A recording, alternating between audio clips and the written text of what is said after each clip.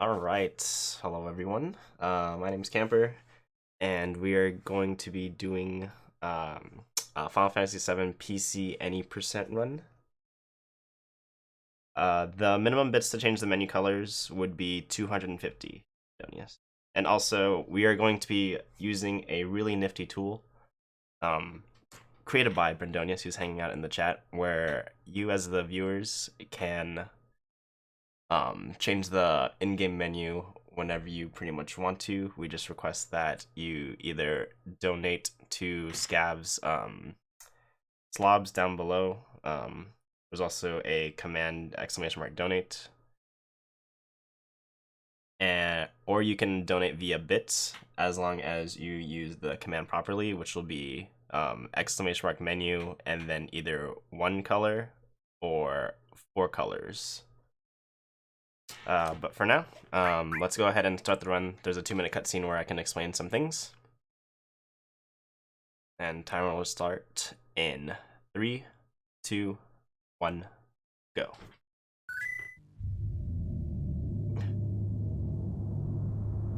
Okay, so a few things with this run. The PC any percent version is really short because we take advantage of using some warps that are exclusive to PC, namely because of the way that the memory is stored on your computer. And so we're going to be doing a lot of warping.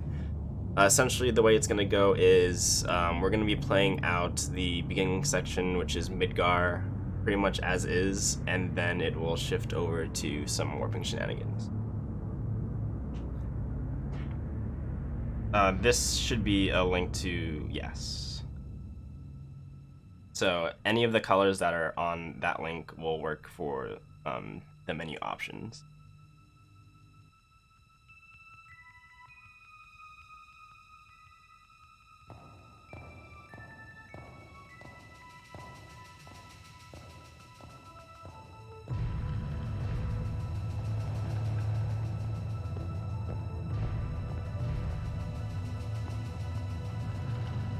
And Benonius has posted a good example of using 4 different colors, or just 4 colors.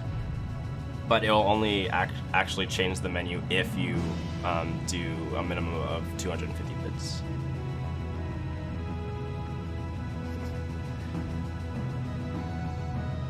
So throughout this run, you're going to see me take some walking steps as opposed to running steps, and this is because we're actually manipulating the random encounters that we will be getting.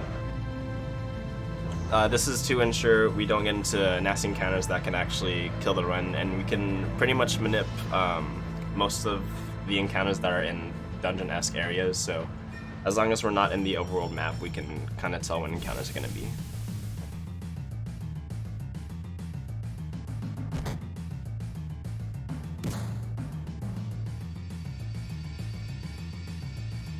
Alright, so first thing I'm going to do here is I'm just going to change some config options to make this go by as fast as we can.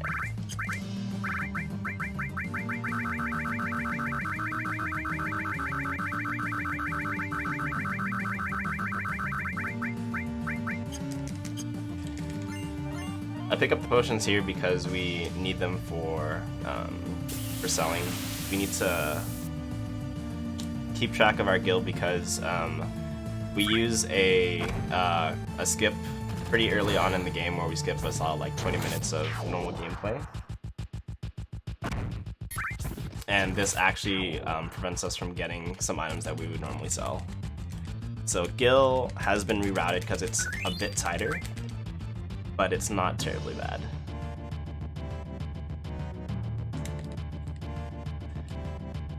So for each of these characters, I'm going to just be renaming them to one letter, and that's so that the dialogue boxes can advance as fast as they can. The reason I've got an FPS counter at the bottom is because there's 2 categories. There's a free FPS and a standardized FPS. I don't want to say capped because the tool that we're using isn't a hard cap. It kind of like averages it out. But this is to make a more even playing field for anyone running this particular game.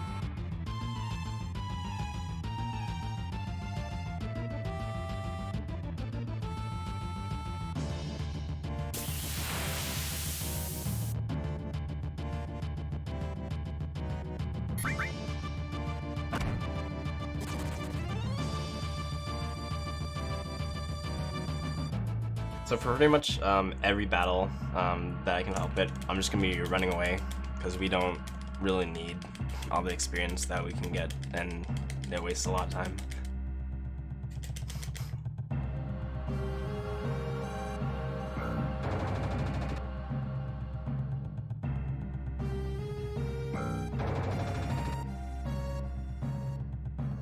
So some backstory about what's happening right now. Essentially, we're in this mega city called Midgar, and the city is kind of split between like the rich and industrial and the poor, the slums area. And what we're doing here is we're actually with the rebel group because the industry, which is called Shinra, is essentially stealing this planet's life force for its own good. So this rebel group is trying to cut off all the reactors which are sapping away the planet's life force.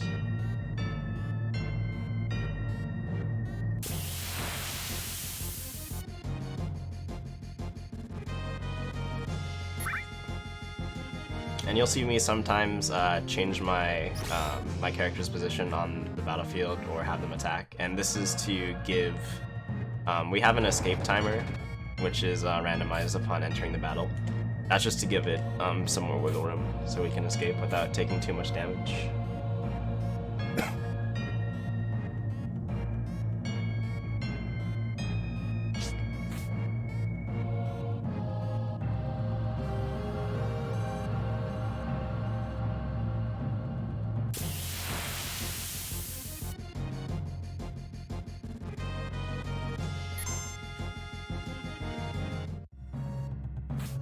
So here I'm going to be taking my first walking steps, and this should ensure that I don't get an encounter until when I want it.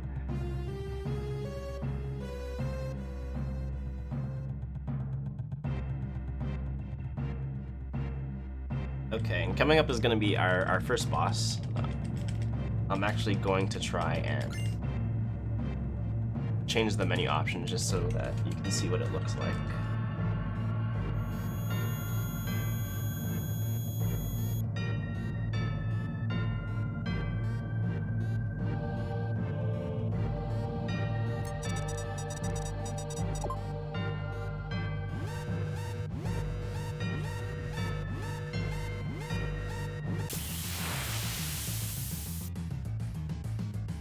Okay, so let's see.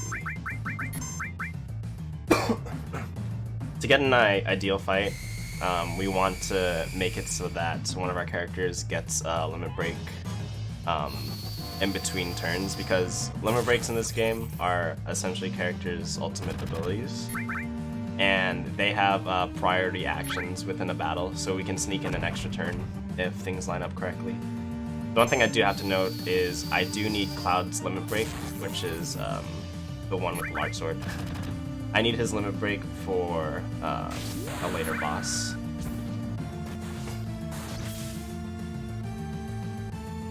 So by the end of this, I want his limit bar, which is next to the attack bar, to be full again.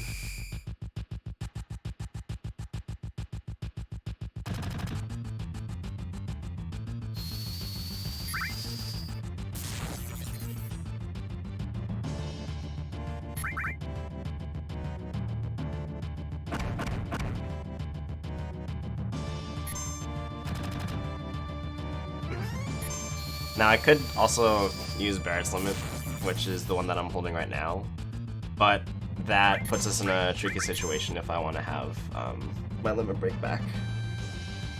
Essentially with this this boss, it has two phases, one with its tail down, one with its tail up. We're in the tail up phase now, and it will counterattack any attack. And as long as Cloud gets hit by these, everything should be fine. I'm gonna hold this in case this tail laser misses. Okay, we're good. Alright, and that's a little unfortunate because he barely doesn't have limit, but I can farm it in the next encounter. It's fine.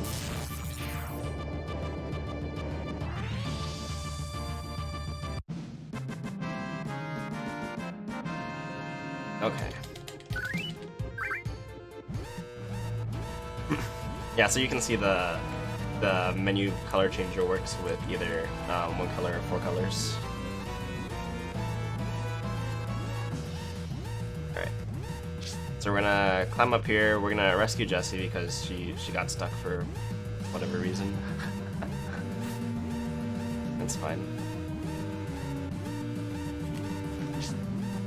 And I am going to force an encounter because what you can do with some of the bosses in this game is get them into a preemptive state, which means that your entire party has a full attack bar before the boss can even move.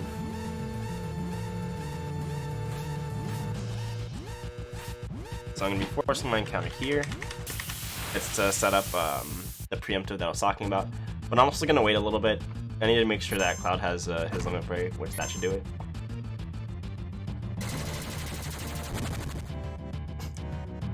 Okay, I'm gonna walk off screen here. We're gonna run over here.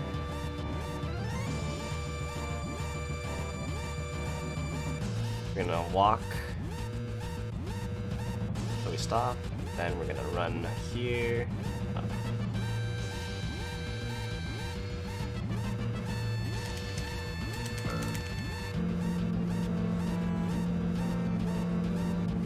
Okay, I need to talk to Jessie here because they have the passcodes to open the doors, so if I just left Jessie to kind of like die, that would have been not a fun time. Okay. So as far as steps go, essentially you have a step ID and each step assigns a particular danger value. And there's a formula under the hood which the game uses to determine when you get an encounter. And so this is why we try to manipulate it with these steps. It's a pretty sky color.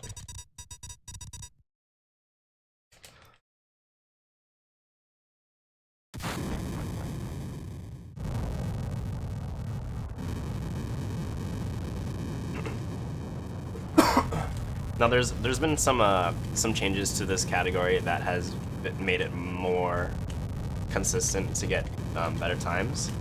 This is because near the end of the run, we rely on finding a character named Yuffie, which has a 6% chance to show up in the area that we're trying to find her in. So we had to essentially gamble with that 6% to see if we'd get a good time or not. There has been a recent discovery where you can actually manipulate her appearing based off the in-game timer, which is what I will be doing. I'm grabbing this potion here, needed to sell. If in the first fight with the guards after the train, if they dropped a potion, then I wouldn't have to grab that.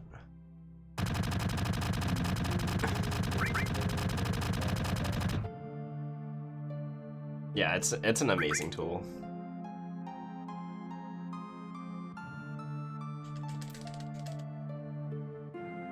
Yeah, the FPS is definitely not like a set amount.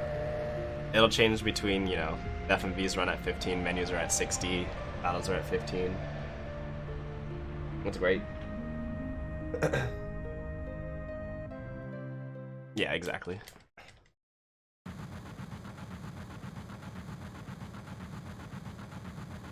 So coming up here, I have an opportunity to do what's called the Jessie skip.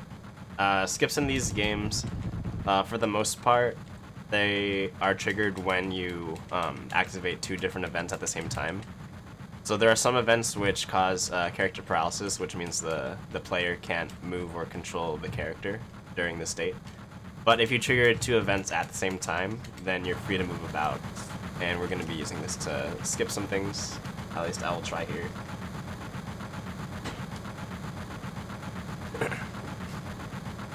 See, thanks for the good luck. So this is going to be called Jessie Skip. Essentially, we're going to try to trigger talking to Jessie and the guard coming out at the same time. But I'm rubbish at it, so we'll see. It's not very tight, but you gotta be relatively close to the pixels.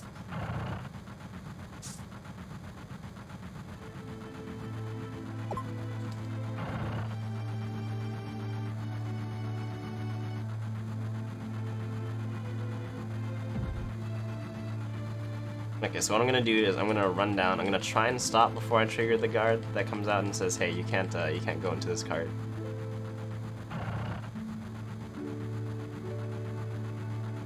Let me go a little bit further. Looks good. Okay. So yeah, we trigger two things. We're gonna run back, go back through here, and we essentially skip her explaining how the train works, because she likes to talk to Cloud.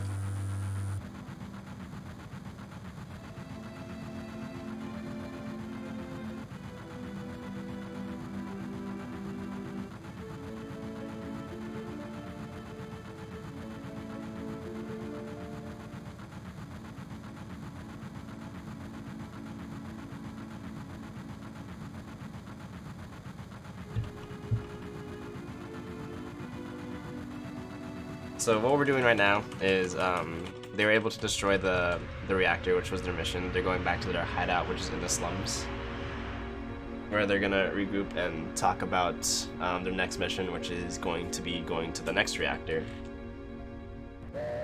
But thanks to someone by the name of Sunomods, who is also part of the VII modding community, we found out that we can actually skip all this by going to some random screen transition that has a warp to where we want to go after we go to the reactor.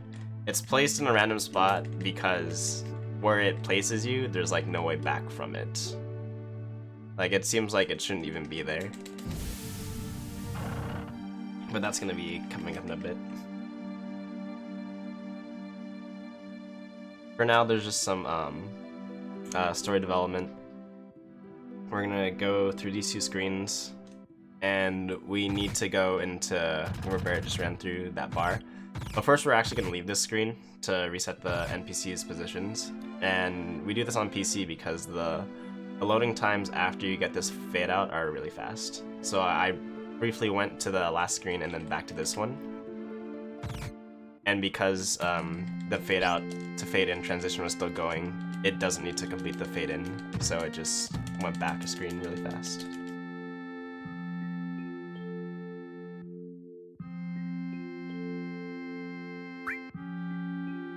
So here we have Tifa, also known as A, and essentially she is Cloud's childhood friend. VII has a lot of like crazy backstory and lore that it's kind of hard to keep track of.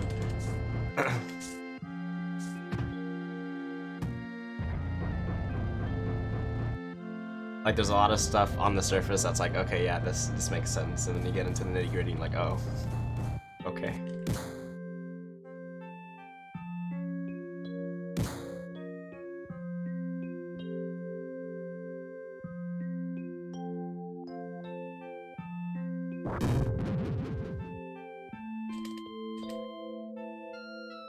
Yeah, here we're gonna be, we're pretty much just playing mashing simulator. There's a lot of dialogue to go through before I have to do a shop menu.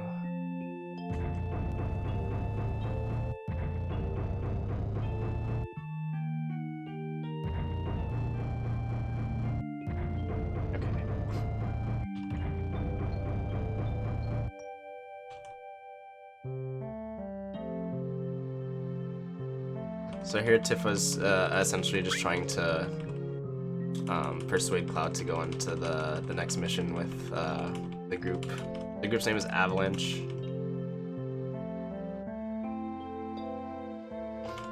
And their plan is to set off a bomb on all the reactors to stop Shinra from stealing from the planet.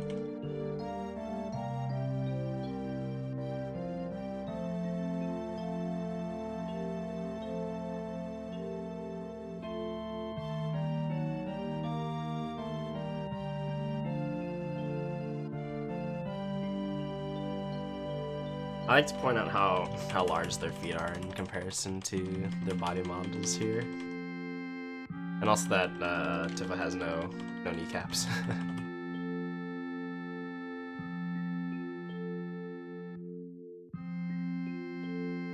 So the PC, at least the Steam version of this game is funny because all of the main characters, they have like okay faces, but any like other NPCs, they've got like an O face, which you can probably note if you saw Jesse, or later on we'll see it with Sephiroth, who's the main villain of the series.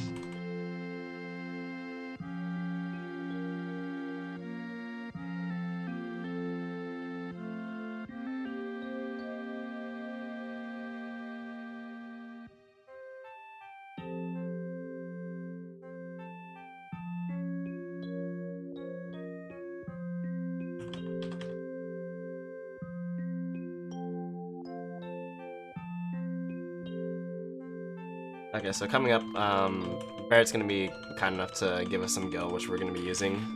We're gonna be buying the most OP item you can in this area, which is grenades, because, you know, who doesn't mind buying grenades from their local weapon shop?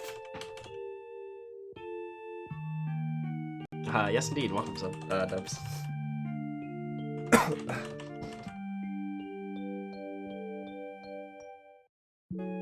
Okay, so we're gonna go up. Barrett wants a lowdown of how to use the materia menu. We can actually skip all of this. The skip that I'm doing, called the Sooner Guard skip. You can do that at any point you get to that screen, but if you do it before this, you don't get access to the materia menu, which is quite useful.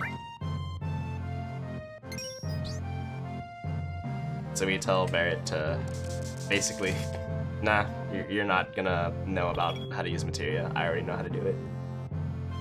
Many a times I've said, yes, I'll teach you, and I've lost like a minute, so that's not good. So we're gonna be selling the potions here. We sell the potions because it opens up the first slot, and this just makes it easier for us to get to grenades in the battle menu. Alright, so here, setting up Suna skip.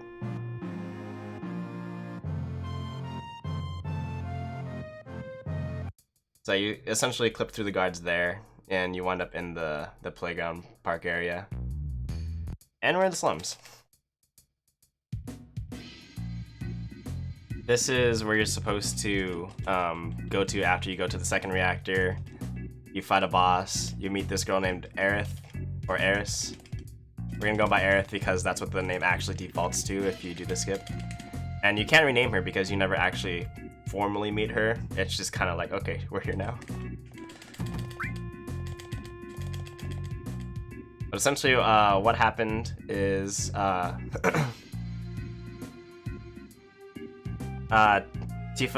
the girl we met at the bar, she's gone to Don Cornero's mansion, and Don Cornero is like the one that runs like the wall market, which is where we're in right now. And it's said that he's looking for a wife, and Cloud and Aerith want to investigate this more, when really Tifa's just trying to get information from him. But this bouncer guy outside the mansion is like, hey, the guy can't go in, but the girl can, absolutely. So what other solution is there than to get our very masculine hero dressed up as a very buff female? So that's what we're going to be doing here. We're going to make Cloud pretty, essentially.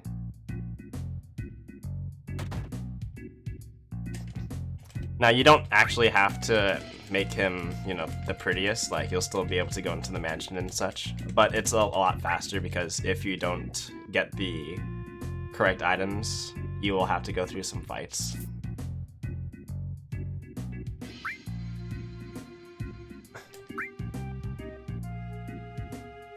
And the way we do this is we're going to be eating some food, getting a coupon for some medicine, which will get us a perfume.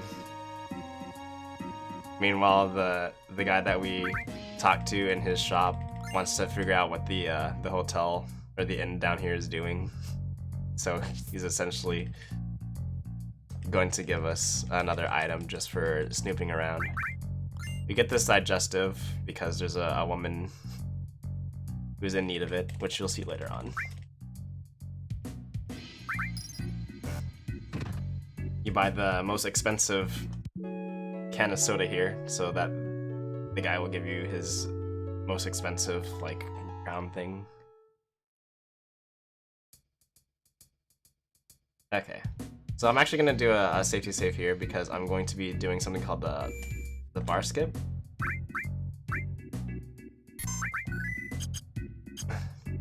Which, if you do it incorrectly, you can actually soft lock the game.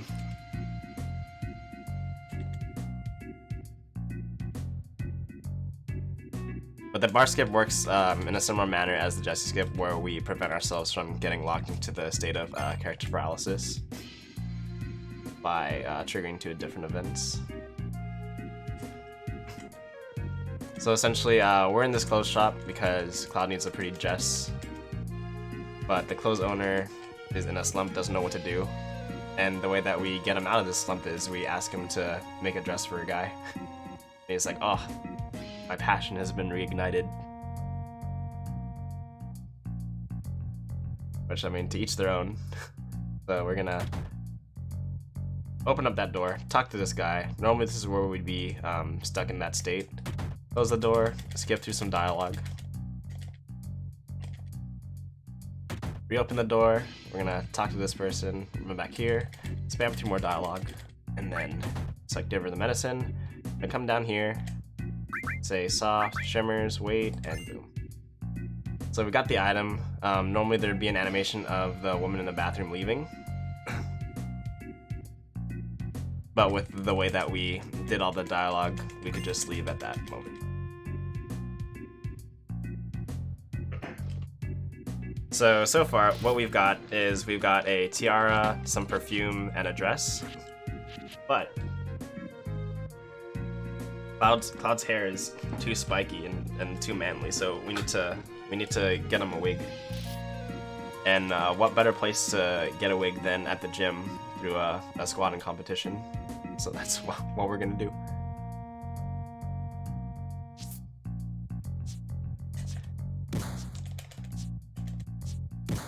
Alright, so with squatting, it's really easy. You just press 3 buttons in a sequence.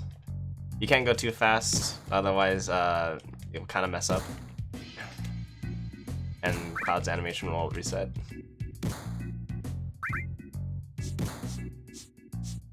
The thing with squatting is, like, there's no real danger in it, but if you happen to tie with the NPC, they technically win. So you can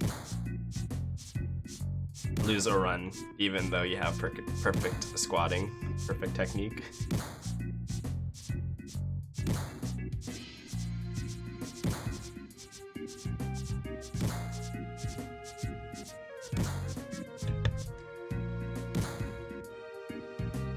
Okay, so we got the wig. We're gonna go back to the clothes store and finalize our look.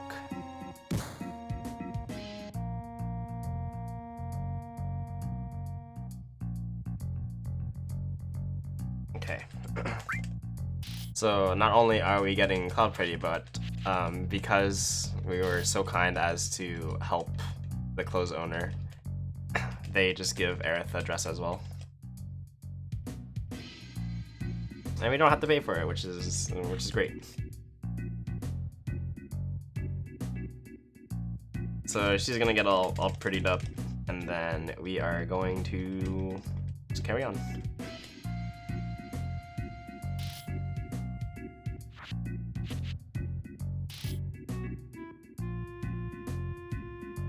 So now that we're all nice and curled up, we can just go into the Dawn's mansion and everything's hunky-dory.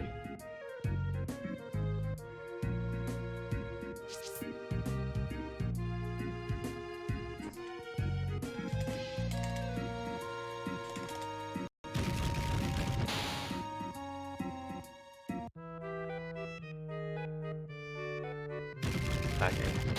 So we're in the mansion. This is the check-in guy. And essentially we gotta find Tifa, who is in the interesting room, we'll say. Yep. There she is. She doesn't recognize Cloud with his feminine look, but we're gonna go through some dialogue here. Essentially, they're just gonna be talking about what Tifa's doing here. She's here to find some information from the Dawn, which we will meet in a bit.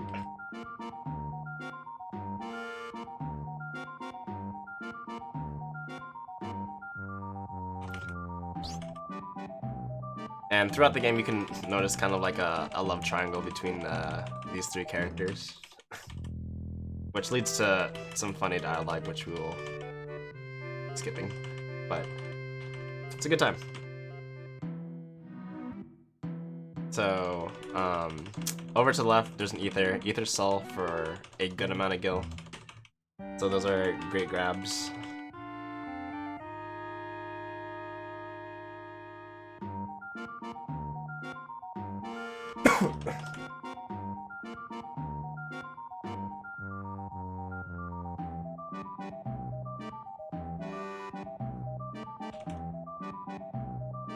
So what we're gonna do now is we're gonna meet the Dawn. The Dawn is a very interesting man. Got the Ether. Gonna come up here. Go through the door, and there he is, lo and behold. I like to call him Mr. Banana Head because his hair just looks like a banana. It's great. Look how excited he is to have these beautiful ladies in his presence. I'd also like to note the amount of, I presume, ramen bowls that are on his desk. Like, the Dawn can eat. And he's got fantastic chest hair, you can see peeking up through his V-neck.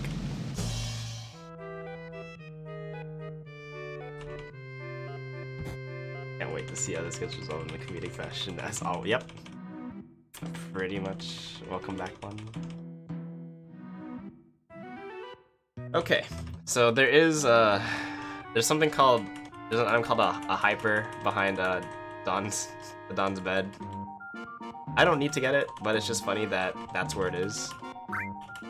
What the hypers do is that they at least in battle, they put a character in a fury state, which means that they take more damage, but that also means their limit break gets charged more. And it's just funny that he has this item behind his bed. Hey, thanks for the good luck, cow. So yeah, just more dialogue. Essentially, they're threatening to prevent the Dawn from having children, unless he gives them information. Is what this is about.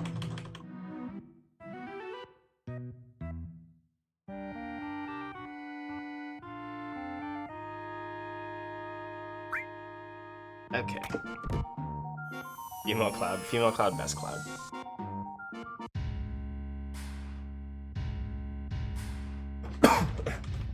Okay, so here we're in the Shinra HQ.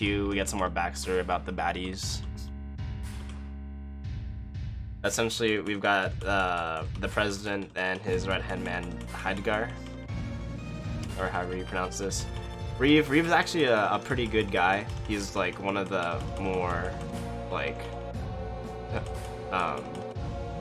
hero-ish of the Shinra group, but everyone else is just bad. I know why there's a hyper here. Oh. So what we're gonna do, I'm gonna do some very particular movements to try and get preemptive apps. Apps is the name of the next boss, which is gonna be coming up, and the whole reason that we did the movement we did in the reactor.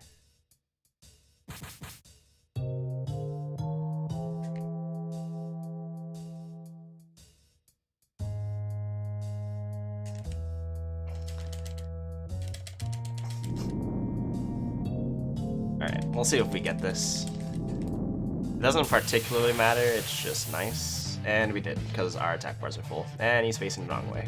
Good boss, good boss. So yeah, the reason we have the grenades on the first slot is because we can do fast menuing like this, just to make it really easy to go to the grenades. Because all I'm doing right now is I'm holding up and confirm, and I'm just auto-selecting the grenades. The reason that we set the memory cursor to config is so that we don't have to keep going into these menus.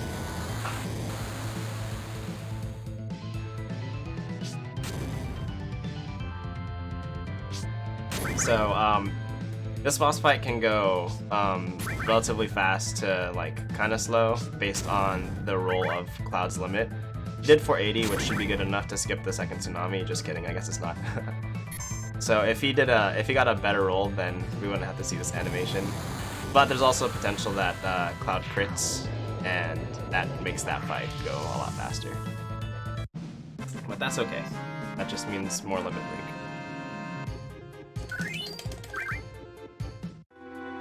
Okay, so we're gonna make our way through the sewers here.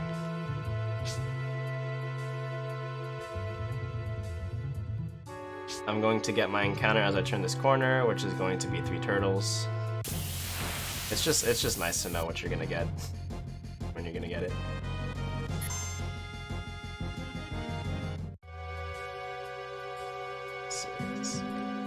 Okay. So I kind of had to walk around the materia laying down there. It's the steel materia, and we don't really need it in this category. Okay.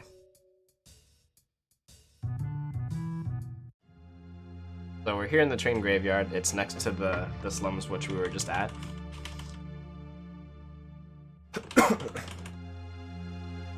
On my way to the slums, I'm going to be picking up a few items. For a boss later on, I will need 2 potions and a high potion in order to defeat it. So here's where we're going to get those items. High potion's there, and then there's 2 potions along the way.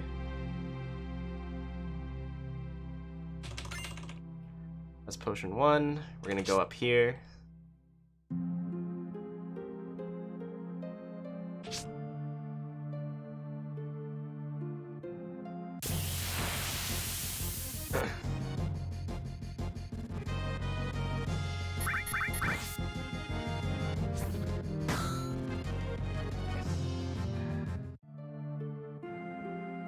And then the last potion's right here.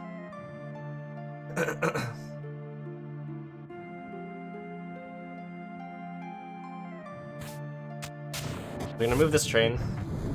If I was behind on step counts, I could go back into the train and move it back to make it so that I use less steps to get where I need to go. But we're doing alright, because the encounter's gonna be here.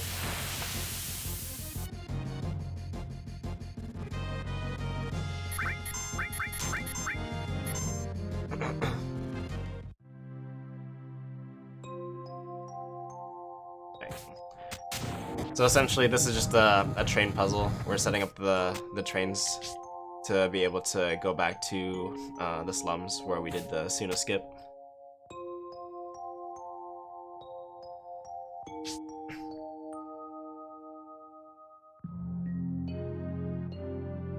I hope you feel better, Nori. The color used for the menu is background. You can thank Keanu for that. He's the one that set these colors.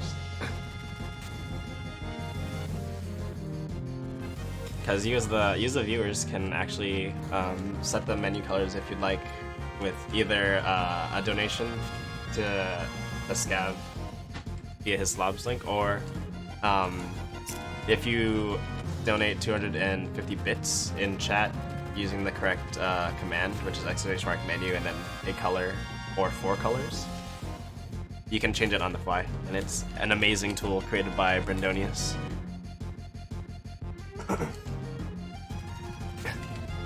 Okay, so here,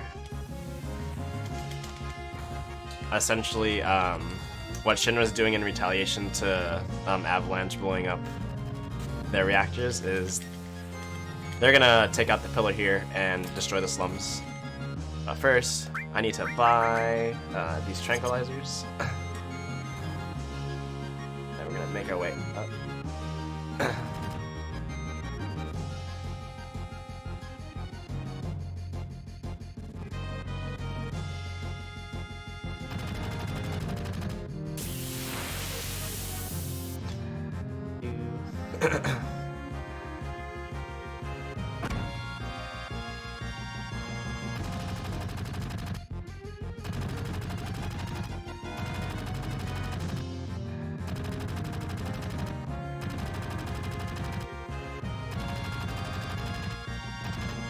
Okay. You think about how far that guy... I mean, he should not be alive. There should be an indent in the ground where he landed.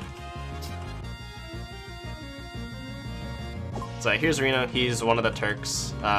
We would have met him through normal play, but we skipped that part. Essentially, the Turks are kind of like, I guess the higher of the soldier-esque groups of Shinra. Like they do dirty work. They do like mercenary stuff. They like do kidnapping and the works like that.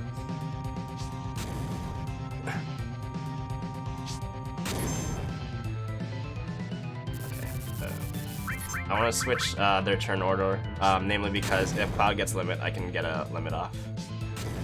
Okay, that should be good. Unless Tifa's grenade kills, which it might because I got lucky with the grenades. First turn, yeah. That's okay. I do have to take limit breaks into account because we are kind of tight on the amount of grenades that we can buy. At least in my route. So I need to be sure that I don't run out of grenades. And the way that I do this is I just use a few limits here and there. Because those do essentially the same amount of damage as grenades. What's great about this is that you can just run around. Don't really have to worry about what's going on.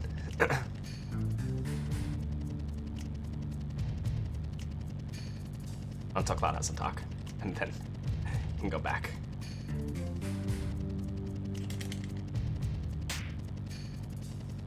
Now there is something here called slap skip, where if you happen to time closing out that dialogue right before, I think his name is Sung, before he slaps Aerith, you can actually skip that, but it's more difficult to do on capped FPS.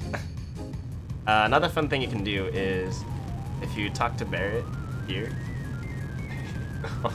you can just keep talking to him and he keeps on doing whatever he's trying to do. So we'll let him. We'll let him continue.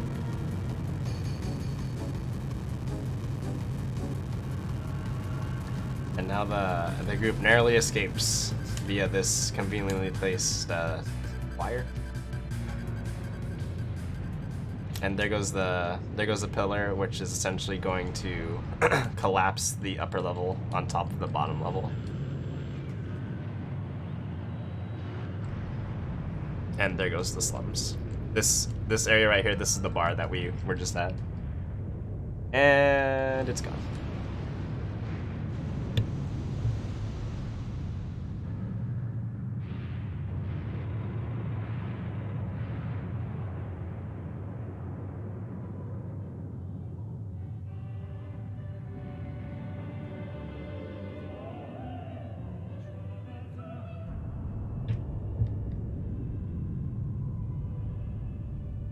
I like the just like random opera music. It's like, yep, the president knows what he's done and he's okay with it.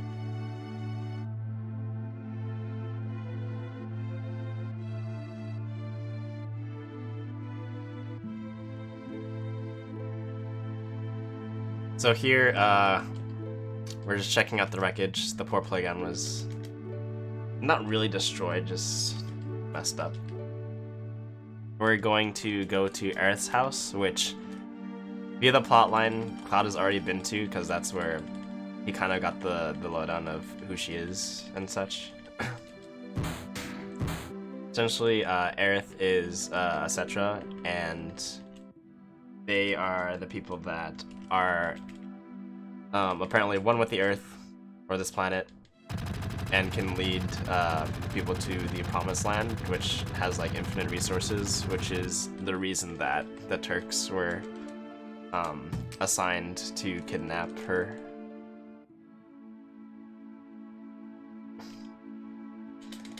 So we're actually going to be going back to her house where we can talk with her mom and figure out some more information.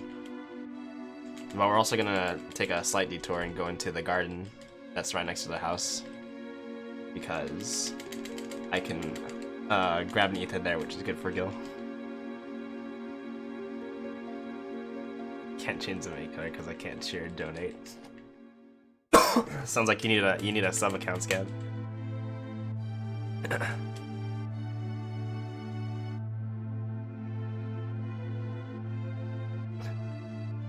Alright, quick random question about the acronym TFW. Is it that feeling when or that face when?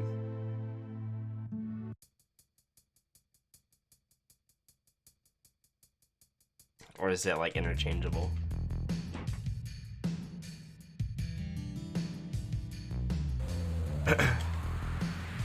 Yeah, make an alt account. Use Scavenger 217.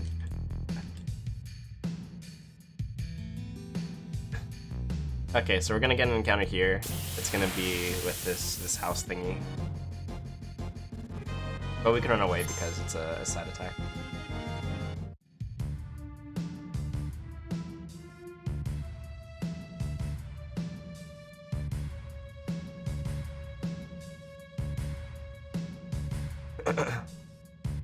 Okay, so this is another section of the slums.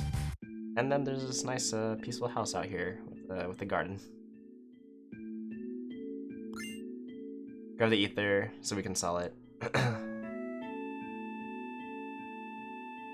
Go in here, and we go through some more story stuff. So this is Aerith's adoptive mother. The story goes, her husband went out to war. She was waiting for him to come back, but he never did. But one of the days that she was waiting, she happened to stumble upon Aerith and her mother. Her mother passed on the spot, but she kind of left Aerith in her care. And then it so happens that the Turks knew of Aerith's whereabouts because their research team, Shinra's research team, were doing like experiments on basically their kind, so Aerith's mom and herself. So they've been tracking her, but she's been able to get away from them for a long time. And then that kind of sums up the backstory that's happening here. The other part is that Aerith helped Marlene, which is Barrett's adoptive child, escape from the slums. She was the little girl that we saw briefly when we went into the bar after the first mission.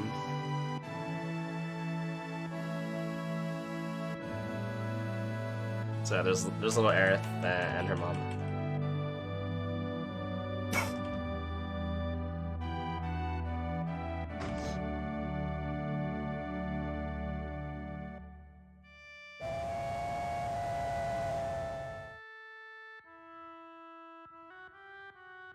And yeah, so more backstory. There's a day where, because Aerith is one with the planet, she can sometimes hear like the voices of the dead, essentially. And oh, that's a nice color. As spooky as that sounds, it's not, I guess, like terribly bad. But she's essentially telling her that someone close to her has passed, and then, like, maybe like a week later, she got a letter saying that her husband passed in the war and such. Scav with the 2000 IQ plays.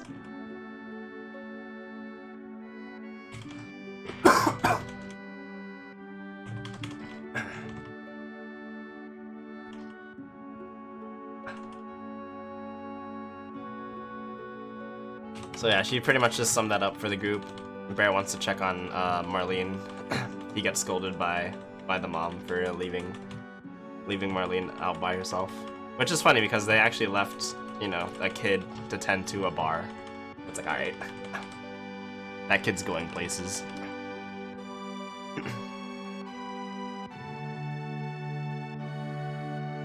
Okay, so coming up, I've got a shop menu.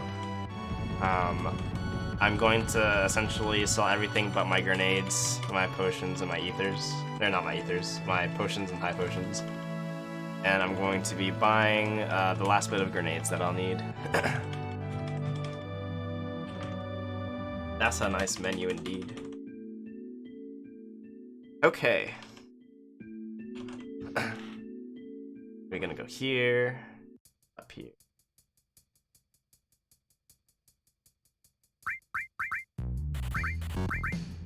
That should be it.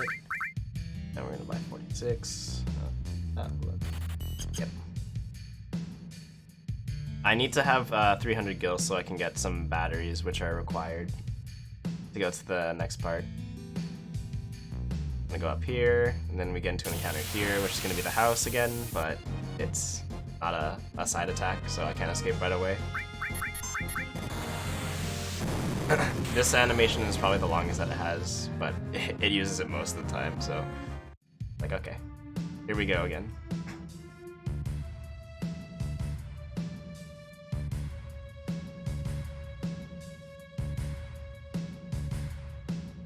Okay, so we're gonna go through the wall market. We're gonna essentially go back to the Don's place, except we're going to take a slight detour.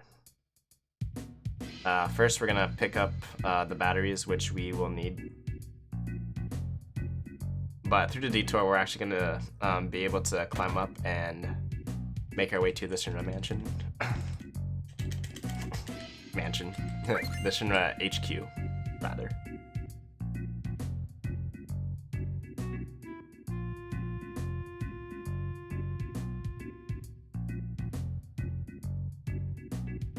And I like how everyone's on board with climbing this wire.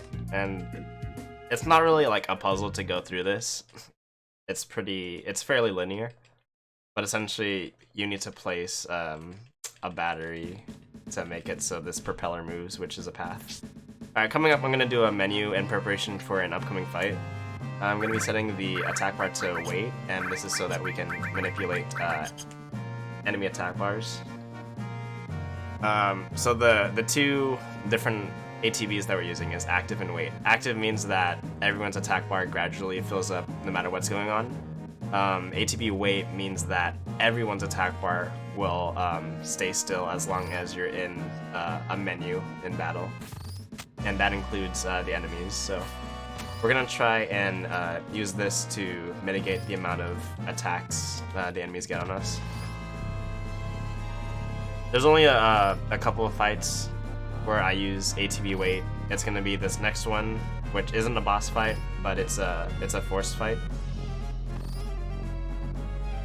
And then the one following it, which is with Mr. Tomato Man, as I like to refer to him as. So yeah, we put the battery in there, this broken propeller goes, and it makes a path for us.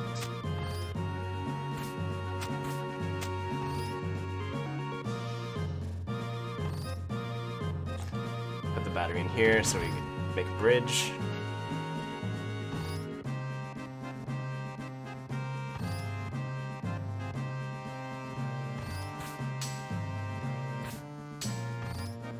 Now that jump, if you do it too early or too late, you actually won't latch on to that swinging, I guess, pole.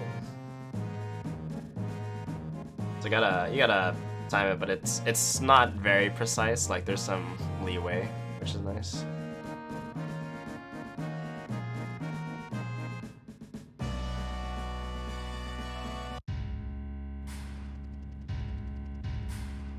Okay, so we made it to the Shinra HQ.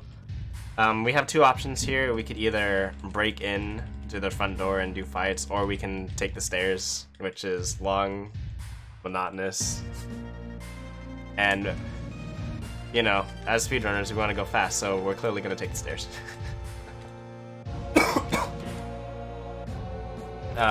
We do this for a couple of reasons. One is because along the way up the stairs, there's an elixir, which we will need later on. And two, if you go through the front door, it messes up step count because you can get into random fights there.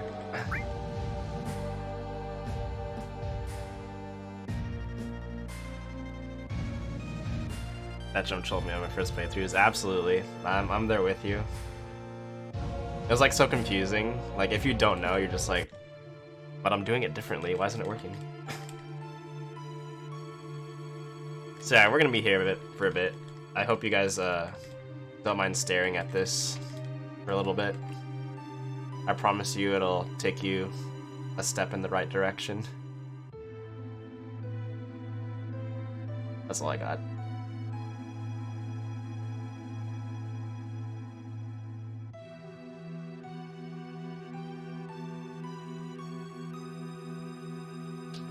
Throughout this this stairwell, there's some funny dialogue between Tifa and Barrett because Barrett's essentially complaining about how long it takes for them to get up, and she's like, "Please stop." Yo, Iron, how's it going? But yeah, stairs are great. It's a great workout.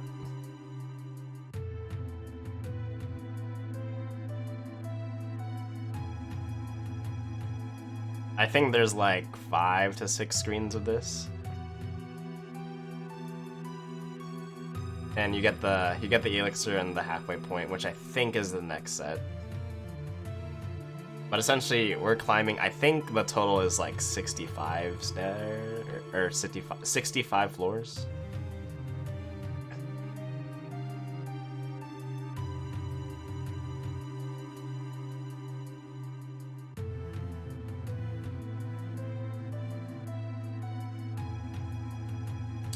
So I think the elixir is here. Next one.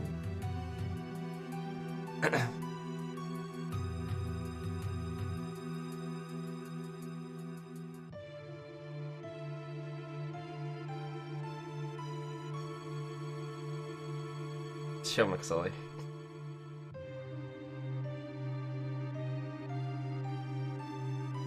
The easiest way to run this is to not run it. Here's the elixir. I guess if we really wanted, we could just get the elixir later, because there's going to be a password guessing portion where you have to guess the password to get a key card to go up to a higher floor. And if you get it on the second try, you actually get an elixir. So of the passwords, it can be one of 4. It's either best, king, Mako, or bomb. And there's a few ways to check what it is. For PC any percent, it doesn't really matter what reward we get. We just need to get the key card. But you know, it's just faster to get it the first try, so I'll be trying to do this. One way you can do it is you can check a bookshelf in the top right corner of the library, which is where we're going to be doing the guessing. You can check that, and based off of what it is, you'll know what answer it is. But another thing you can do is you can do some quick maths, and depending on what second you enter that particular floor on, that actually sets what the password's going to be.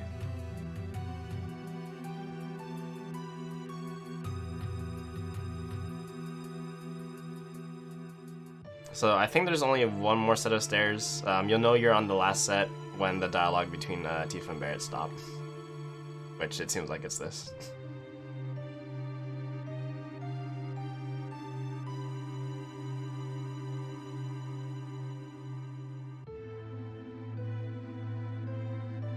Okay. So yeah, we're here. And we're gonna be going into a mighty grunt fight. These enemies are pretty unique in the sense that they kind of have 2 health bars. There's an armored health bar and then an unarmored one. And their attack bar actually resets when you destroy their armor. So this is actually like kind of rough ATV. I'm gonna try and figure out who's gonna go. Okay. That's not what I want.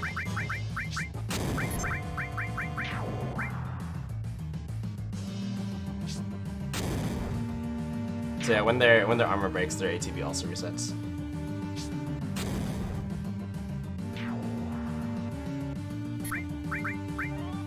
Oh, it's still one.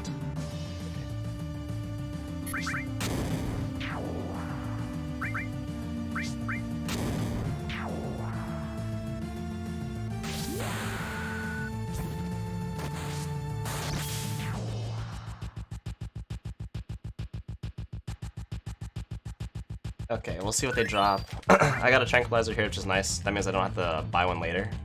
Because in total you need 4 tranquilizers. At least for a safe fights later on. You can purchase more after a certain point, but we should be fine with this. Presuming that no one dies. Alright, and then we got this this guard sneaking, which always gives me anxiety. Because if you screw up ever so slightly, then it's like, oh, not only time loss, but you also have to expend 4 grenades. Because you can't run away from the fight that you're forced into.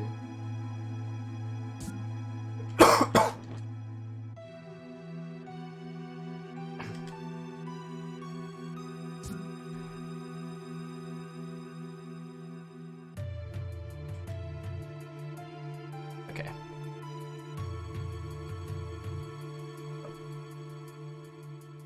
I did that incorrectly. I was supposed to run all the way. That's okay. I'll be safer.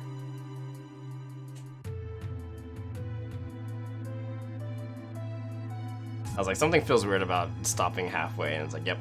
If you run all the way, then you can finish this a bit faster.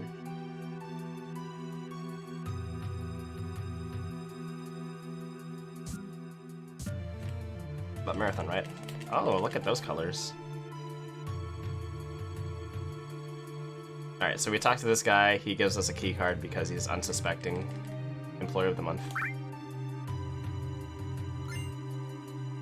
Okay, and then open the menu here. 3. 3 is 1. 1 is bomb. Okay.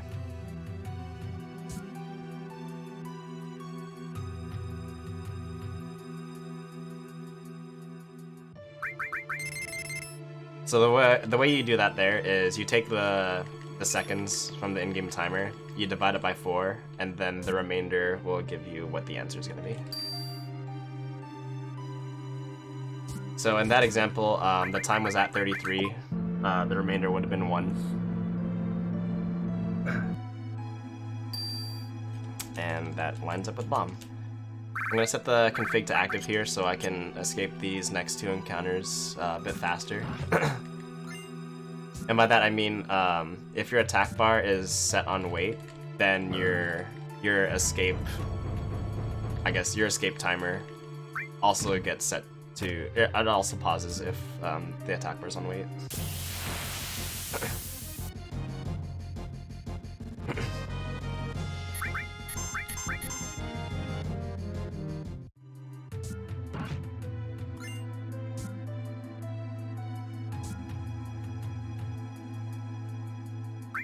The funny thing about this particular puzzle is if you put the first piece in that bottom right panel, or bottom right place, it actually unlocks all the chests, so you don't have to do them in a particular order.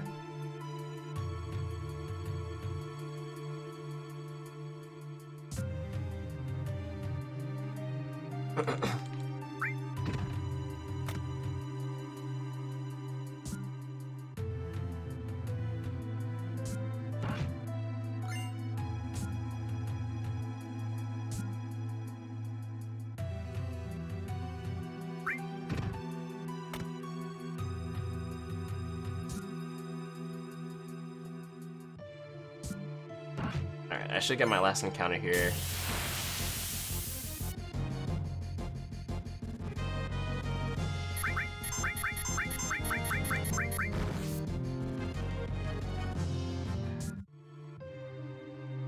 Okay. Well, that should be our last random encounter before the upcoming boss fight.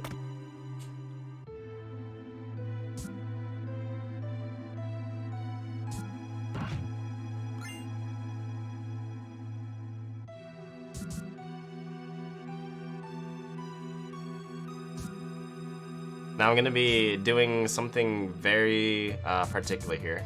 Very important. I'm going to flush the toilet.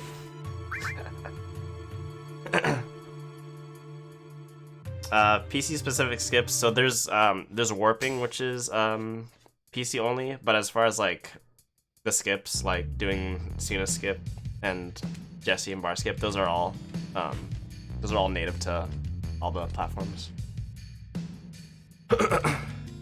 So yeah, it's pretty much just warping. One thing to note though, on the PSX version, there's something called photo skip during the flashback sequence. If you happen to do that on PC and you're not warping around, you will soft lock the game. Other than that, everything else, I believe, is the same.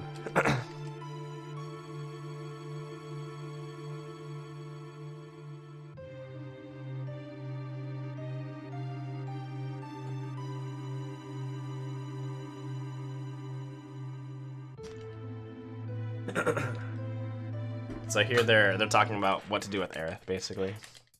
And Hojo plans to have her reproduce.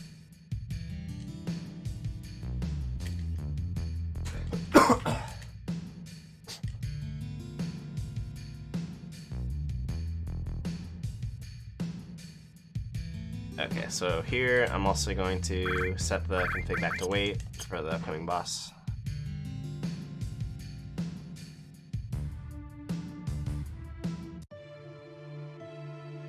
We're going to make our way to the next floor.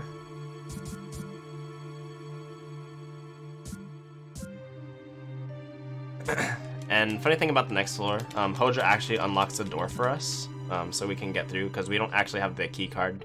Right now we're on floor 66, as you can see by the numbers on all the walls.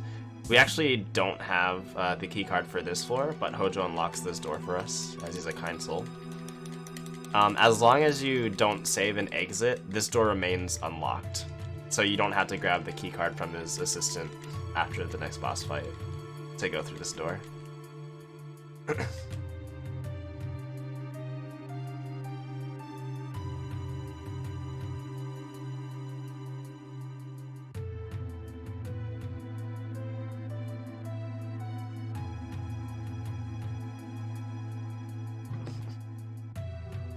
Okay, so here we have Hojo looking at one of his other experiments, which we will get to know.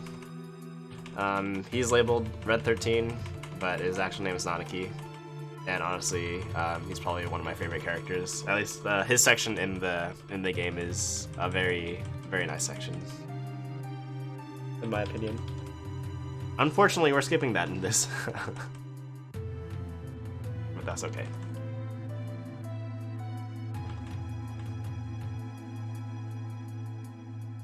And so Hojo's a mad scientist. He's basically the root of everything that's wrong with everything that's gone wrong in this game. Here we have a sneak peek of Genova, which is essentially like an alien being that crash landed into the planet, and Hojo's been using the alien cells for experimentation stuff.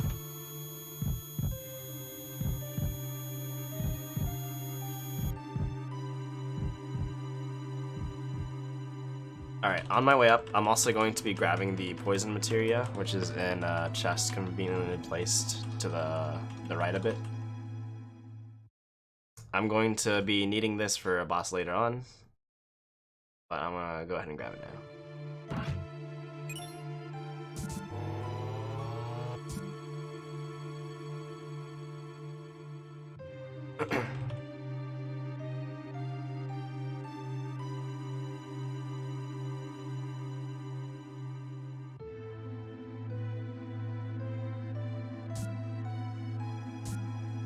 So essentially, what I mentioned before about Hojo wanting to get her to reproduce is they introduced the two experiments, and then sure, why not? This'll work, right?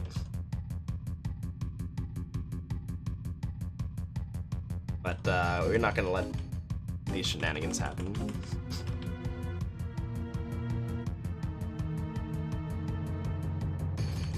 So what better way to solve this than to just shoot at it? It'll be fine, right?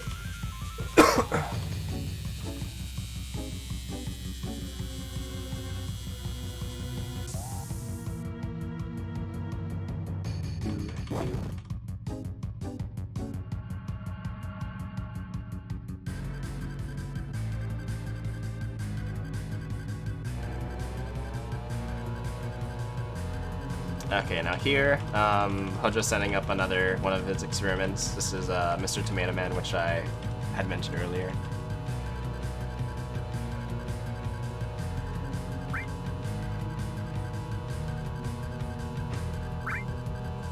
Okay.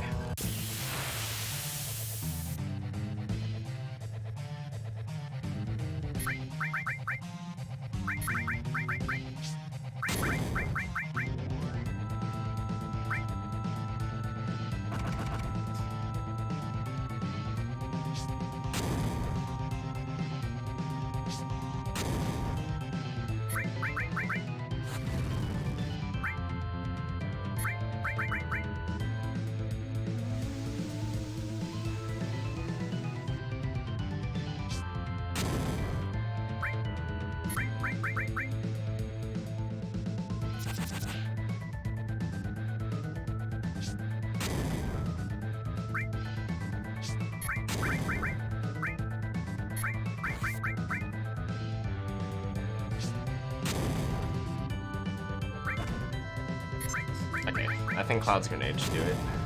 That should be able to keep going. Oop.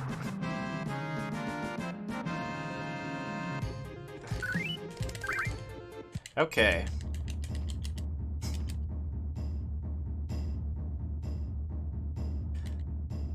So the reason that we don't rename Red to a single letter character is that he doesn't have that much dialogue. So it probably wastes more time to rename than it's worth. Okay, but here, we're gonna change the config, go back to active, because we don't need it anymore. We put Red in the back row, so he doesn't take as much damage. And yeah, we're just gonna be making our way to the elevator after this encounter right here. Yo, thanks for the raid. Good stuff. Alright. So this is I was about to say this is an example of like a longer escape. The reason that I am shifting through the characters there is because if the menu doesn't pop up after you switch characters, then you know that you've escaped. Have we gotten to 2050? That's hype.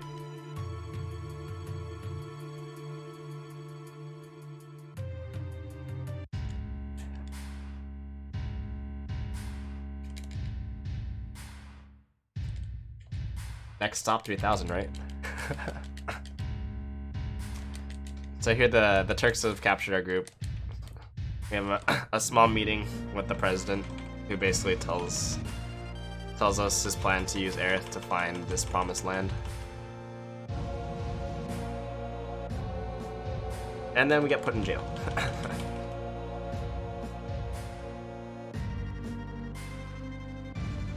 Yeah, just some more plot progression. You learn to hate the president even more. I also like to point out that on the side of Barrett's face, there's actually like an empty hole, which you can see once he walks by. Like it goes to like the president's clothes back to like the background and such.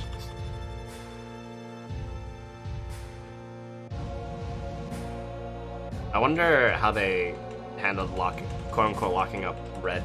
Like, do they put like a muzzle on him, or what's the deal? He's just like, okay, I can't do anything.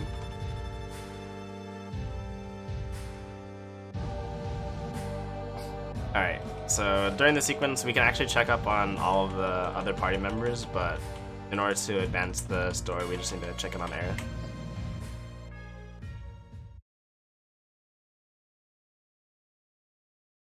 So go here. And essentially, Aerith tells Cloud and Tifa some more backstory. There's some more love triangle shenanigans. Because Aerith's like, yeah, we're going on a date, right? And Tifa's not about it, as you'll see.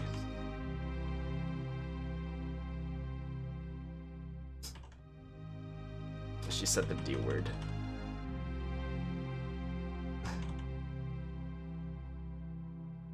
So meanwhile, while Aerith can't see what's happening on this cell. Nothing's happening. Everything's fine.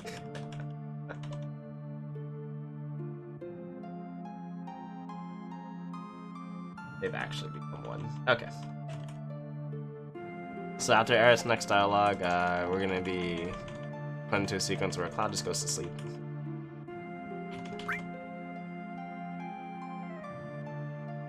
And unfortunately for the party, Cloud awakens and they missed out on an epic food fight. And I say this because I guess Mr. Tomato Man got out, and you'll see there's a lot of ketchup everywhere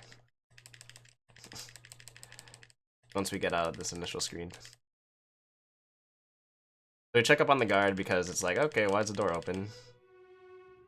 We go back, wake up Tifa, and then we're able to get everyone else out, as you know, he conveniently has the keys because he's the one standing guard.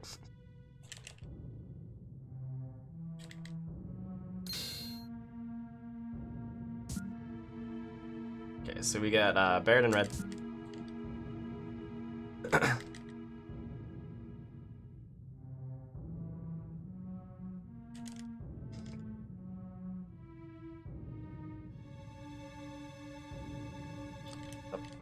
Talk to them here, and ketchup. Ketchup everywhere. Or jam. Could be jam. Or tomato sauce. Have your pick. Okay, we get down here. We're gonna get a... I believe it's a preemptive with 2 doggos right here. Yep, there they are. How you doing? Bye-bye now.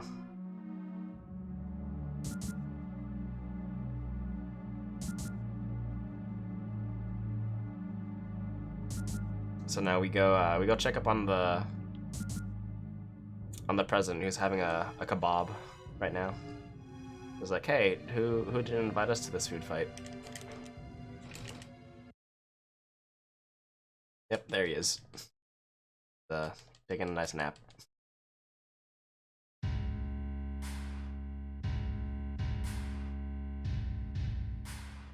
And they're like, oh, it's Sephiroth's sword, who's the main baddie. Essentially, Hojo created Sephiroth by infusing, when Sephiroth was a fetus, he infused him with a genoma cell. And then he got superpowers, and he hates everyone. Because he found out about his past. He found out that this happened to him. And he's like, what better thing to do than to go on a killing spree?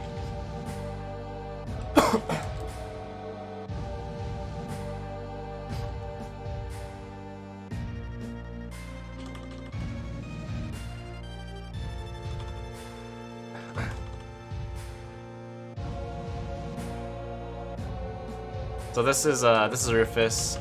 This is the new president because he's the ex-president's son, and he's essentially gonna be taking over the corporation. And you learn to hate him even more than the first president.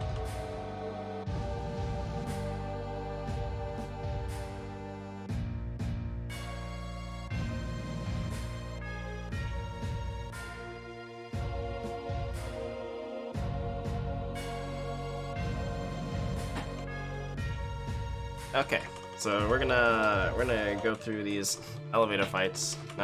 It's a sequence of 2 bosses, and these definitely gave me a trouble when I played it through my first time as a kid, because you can only hit them with magic or ranged attacks. So I was underprepared for sure my first time through, but now we have grenades, which is great.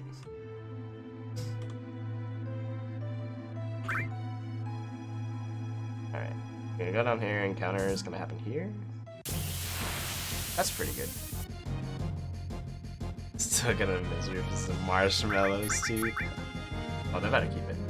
Alright, the doggo's attacking, which is unfortunate. It does a hefty amount of damage, and it's a long animation, and the game doesn't want to let me escape. That's okay. We're doing okay. Alright, we're gonna examine this and... oh! Elevator fights. So this is where things get interesting, namely because we're gonna use a different strat, and by that I mean we're gonna throw grenades, which is the same thing. This first phase is pretty much as you can expect it, or as you would expect it.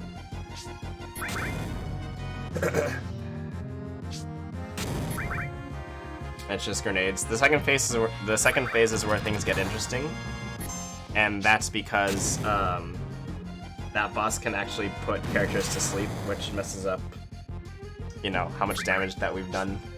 Gives some potentially extra turns, but we're gonna try and mitigate this by using limits if we can help it.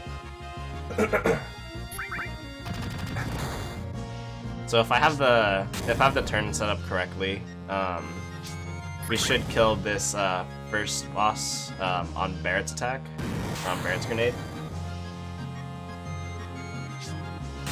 Which should mean that Red will get the first grenade on the second boss, presuming that he doesn't put Red to sleep.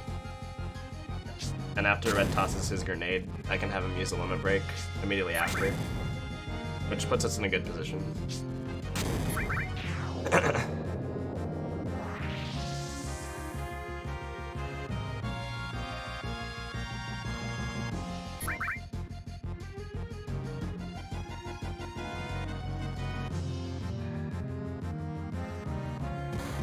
Alright, so we're lucky that didn't put anyone to sleep. I'm going to use this limit. Would using surprise attack material plus escape spell speed up escaping fights and save time? It would. We don't have to worry about that because we won't actually progress like far enough to like have to worry about and get that stuff. But there's also the matter of, I believe you have to level up the materia to a certain point so that you actually get these, get like the preemptives and stuff, at least more common. And that means that we would have to go out of our way to like get the AP and such. So having him go into his ballerina phase here is actually really good, because in this phase he can't shoot anyone, and so he's not gonna put anyone to sleep. So that was actually a pretty good fight.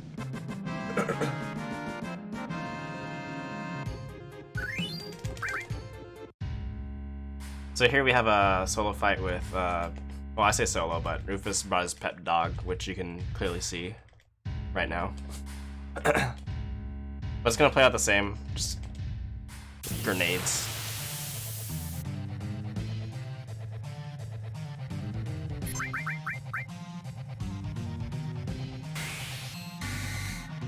So this grenade is, oh, nice crit. This grenade's gonna be funny. Okay, good. You can actually under damage with the grenade rolls because they are fairly lengthy in the range that it can do, and that dog can live, and it's like, why? Why even?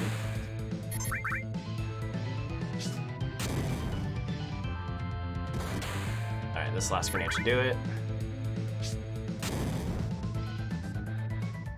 Okay, and then come up here, you're gonna see me save in a very particular slot, and this is because we actually need 3 separate save files to do all the warping stuff that we're gonna be doing. But first things first, I need restore on cloud, so we're gonna go to materia, go to ice, restore.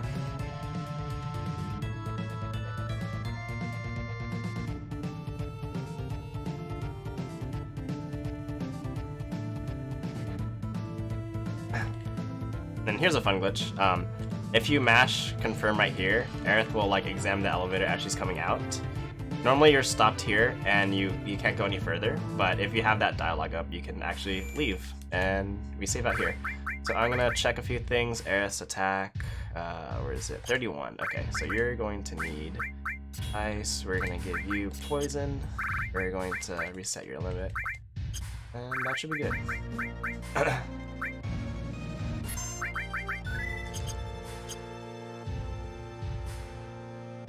So I need Aerith's attack to be between 28 to 30. The reason that I'm giving her materia is so that way it's lowered down to 30. Because if she over damages a boss later on, then I can't use a trick that we use to kill it off instantly. Relatively instantly.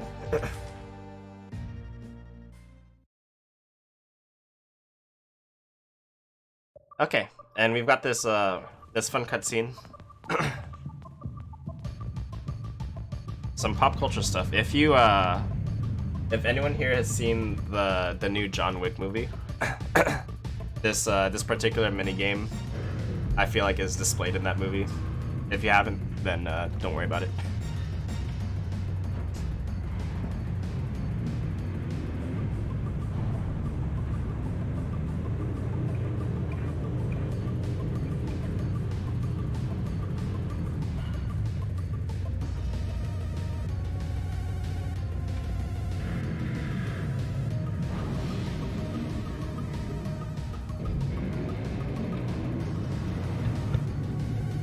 Just love these up movies.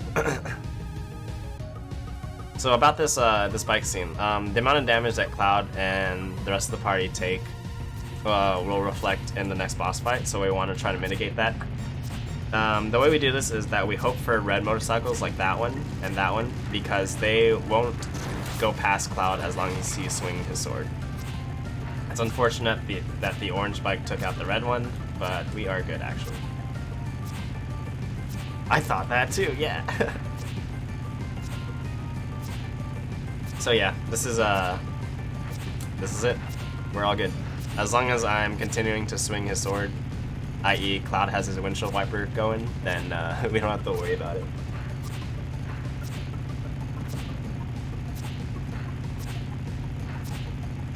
So yeah, it's a relatively long sequence. It's time, so there's nothing we can do to make it go faster. And I have to say, this is a very long, like, 2-lane, 3-lane, 2-lane highway. The lanes are really large, actually, now that I think about it. Look, that like the divider. Like 2 lanes. I guess Midgar's a big place.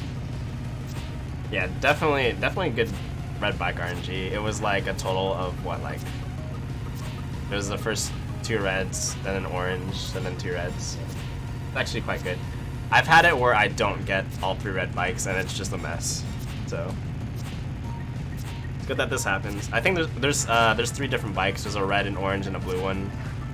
The blue one is out to get Cloud most of the time. The orange one just goes for the truck, and the red ones are scaredy cats. As soon as they hit the tunnel, I was like, "This is the Final Fantasy VII minigame." Oh yeah.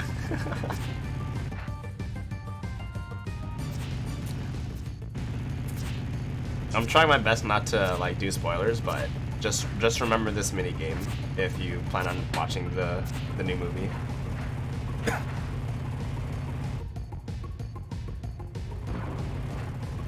Okay, so our turn orders here are going to be very particular. Essentially, if we do too much damage to Motorball, he can wipe our party. So we have to kind of like plan out our attacks. Which, it's fairly simple, because all it's going to be is Cloud's bolting, and Barret and Tifa are going to be using grenades. And then I just look for some visual cues to know when I should stop doing a certain thing.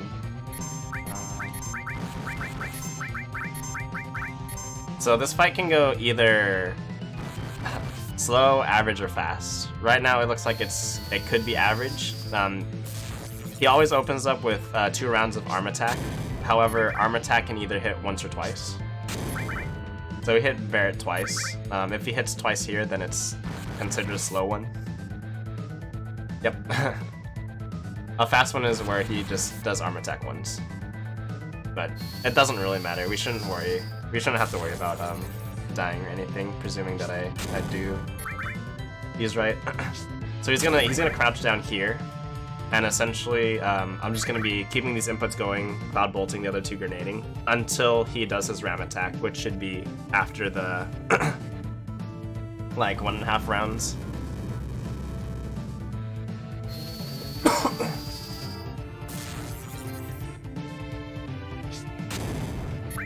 So we should be able to get another set of things going on here.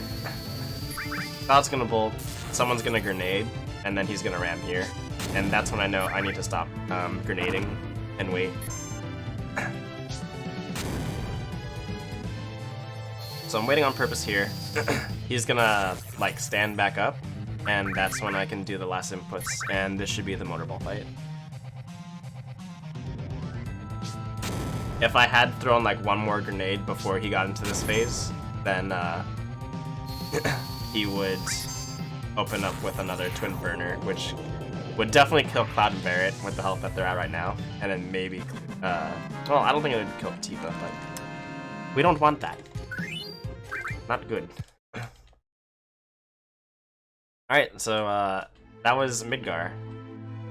And that's what I lovingly refer to as the part that I can control, because for the most part everything else from here on out is RNG based.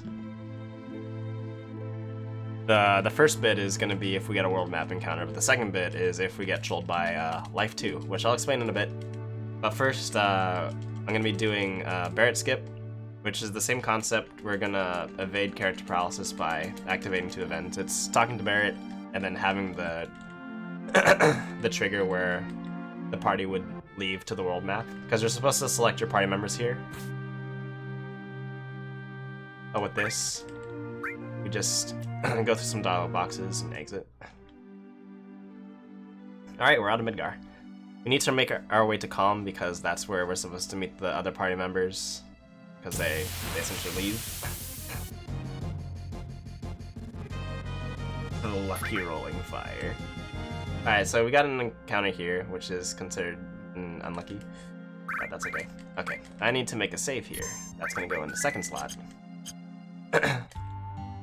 And that's because we're actually going to be coming back to this save after a bit. So yeah, here we have a solid like 20 minutes of plot development.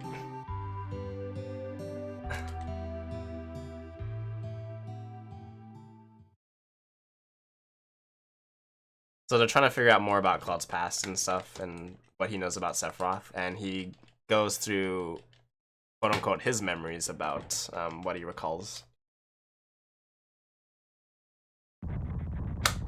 Now there's going to be a fight coming up here with the dragon. That's going to be with Sephiroth and, quote-unquote, Cloud. And Cloud, we can't do anything with Cloud, so we have to rely on Sephiroth.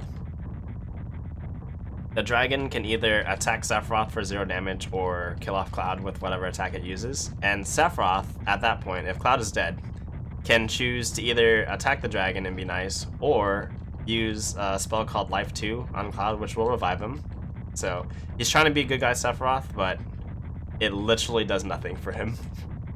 Because Cloud can't do anything.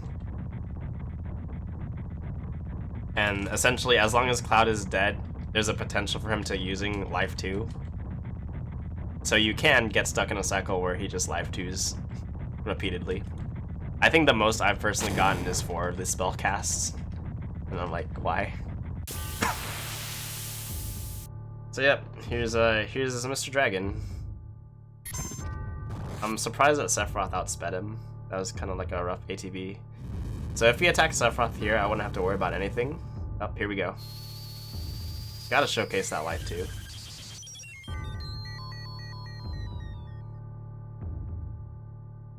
does actually nothing. There you go.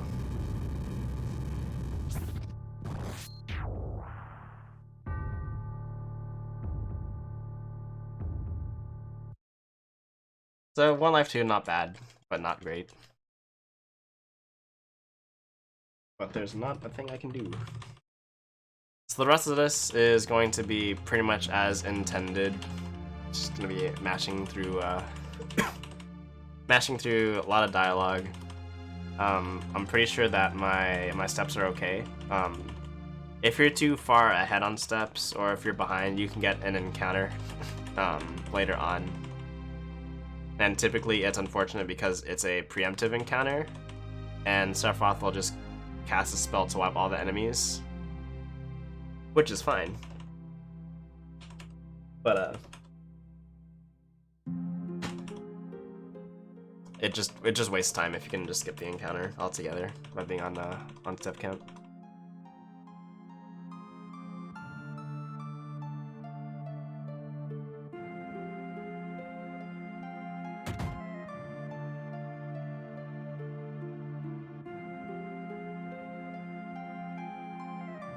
Okay, so we're essentially just going through the memories, quote unquote, of Cloud, and his time. So this is his homeland. This is Nibelheim, and he's back after joining the Soldier Initiative, like, basically signing up to be a troop under Shinra, because he aspired to be a hero like Sephiroth. At least like Sephiroth was. Sephiroth used to be, you know, this pristine, admired person before these events, and you'll see what I mean if you don't know. But yeah, that's Tifa there in the hat.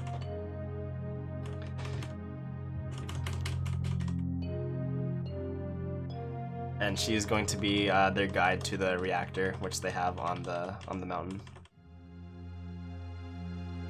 And here this guy takes a photo. This is where you would be performing photo skip, typically on PSX, but we'll actually be seeing photo skip when I reload the save.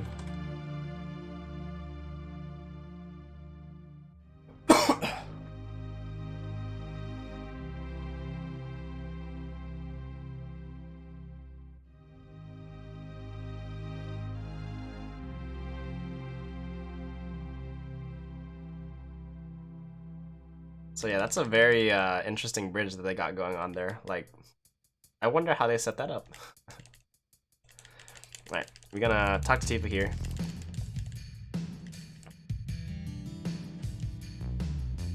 Gonna run across the bridge and then, oh no, it broke by chance.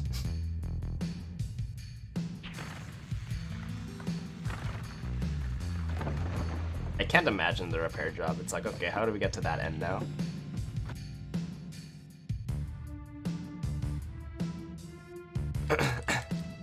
So, Cloud, Tifa, Sephiroth, and some soldier is okay.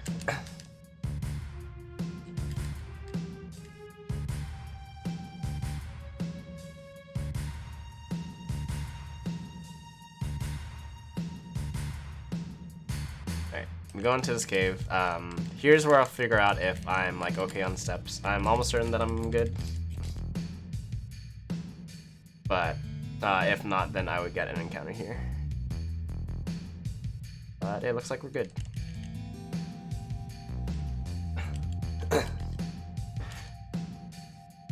All that pretty much means is we're doing okay. No time lost due to Sephiroth using magic.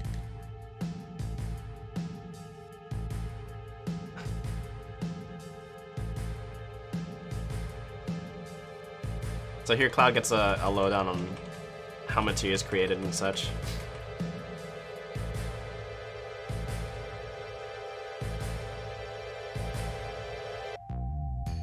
Gotta enjoy these lovely tunes though.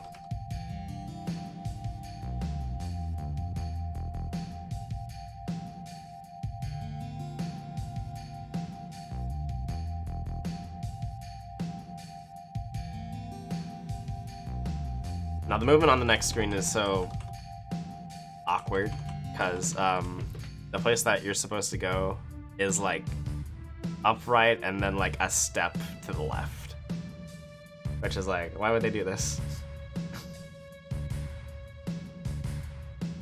Because they put you in a position where you can't just run up these stairs right here.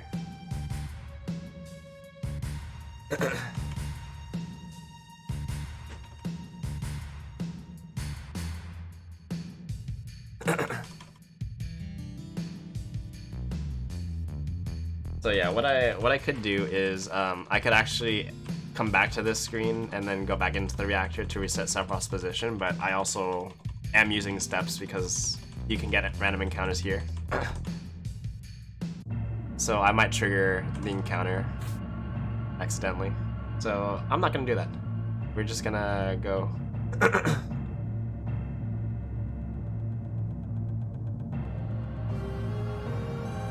You basically get stuck here until Sephiroth moves out of the way, and you can sneak past him.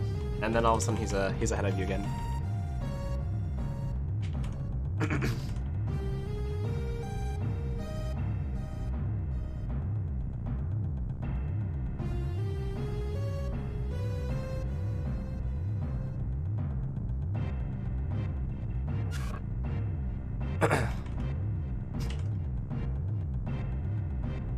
So here we got a little look into seeing what Shinra's been doing in some of these reactors. Essentially, this is how they're creating their super soldiers.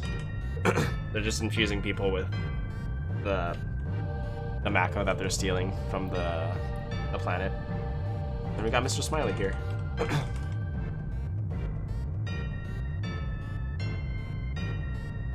And Sephiroth believes that this is how he was created, which he's not incorrect. But it's more like intricate than that. Because he was infused with it when he was a fetus.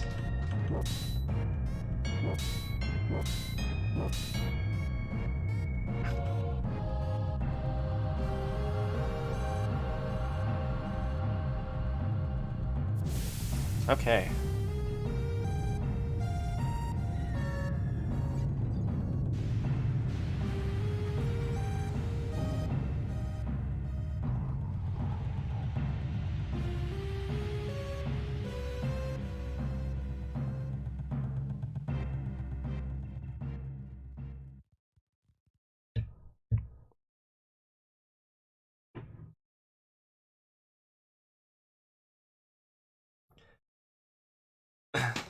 So after this, Sephiroth gets more curious about what's happening under the hood of everything. So he goes to the library and explores.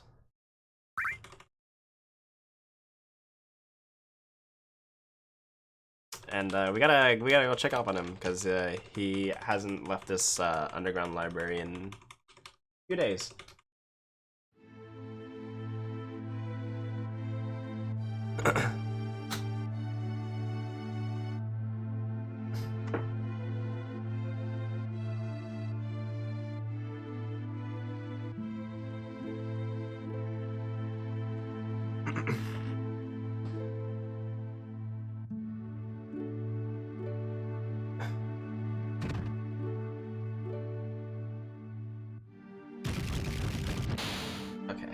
So we're gonna make our way through this mansion right here. Through this underground path, we will find. I say a library. It's more like a research area. Especially, there were scientists doing some experiments in here.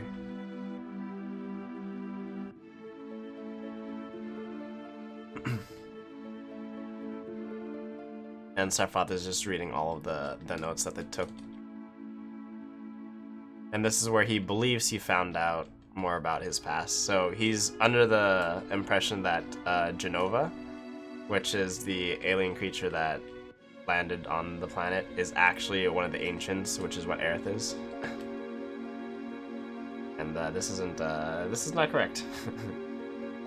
But he's under this impression, believe that basically the people are stealing from Genova, who he believes is his mother. And so he goes on a rampage.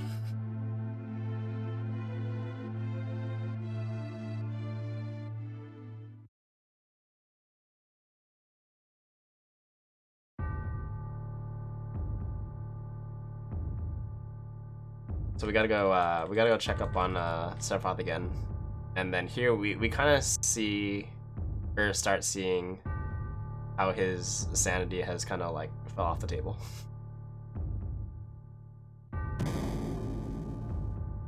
But first we gotta go through this. It's not like we just did this like a couple minutes ago.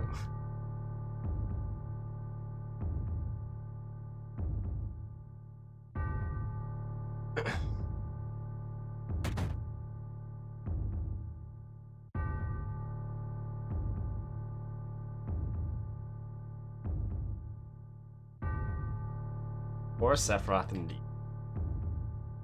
Until he goes cuckoo, then a little less poor Sephiroth, and like, why?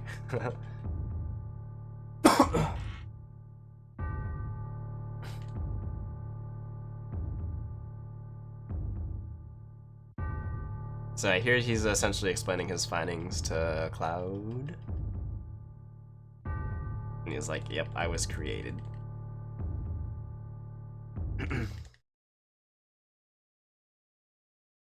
You can tell that he's a madman just based off the way he's walking, right?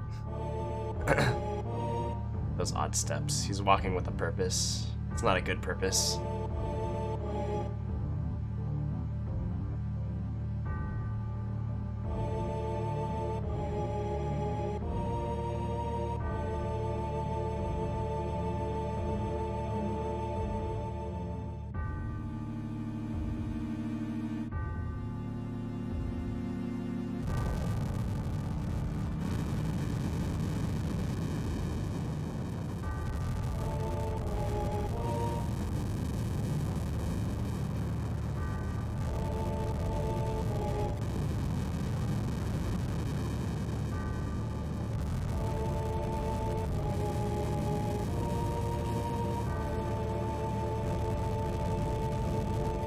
And so yeah, this was all SkavThon's doing.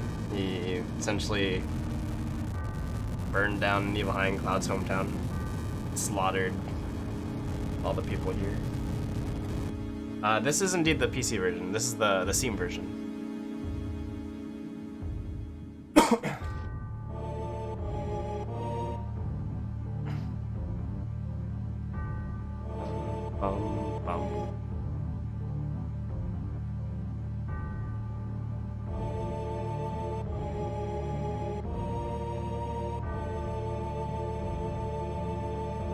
Okay, so now we're back at the mansion. Or not the mansion, the reactor. I guess they got the bridge fixed.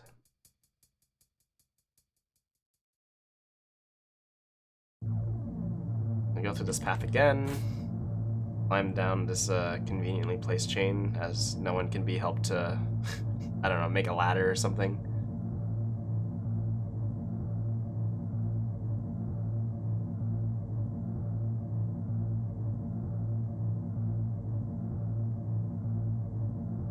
There goes Tifa. Some background on Tifa. She's also a martial arts student, which is why she uses her fist. And it confuses me as to why she's like, oh, I can just pick up a sword. It'll be fine. I think he used fire through. I think you're correct.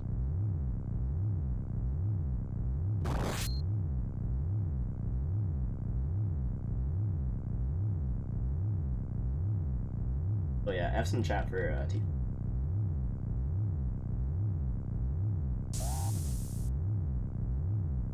Okay.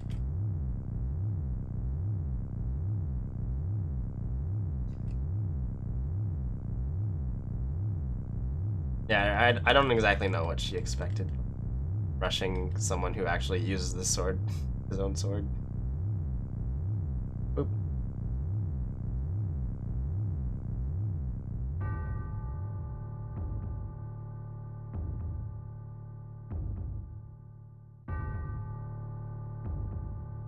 A remake of probably Faraga. Agreed.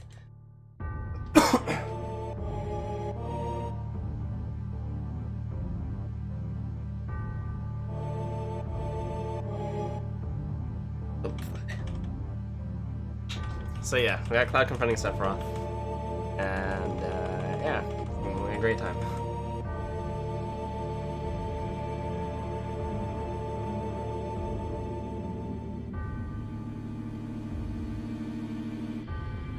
Get to grab him.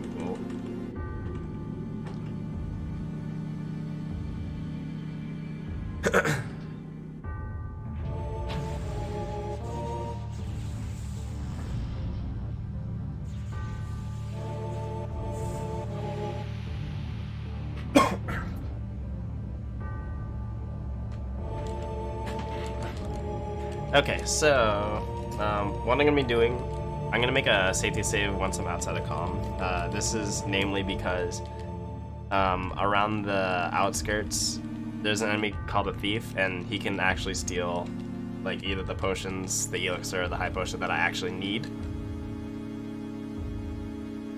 So I'm just gonna make a safety save in case this happens. And also coming up, so in this swamp, which is essentially in our way, we have to go through it to get to where we want to go.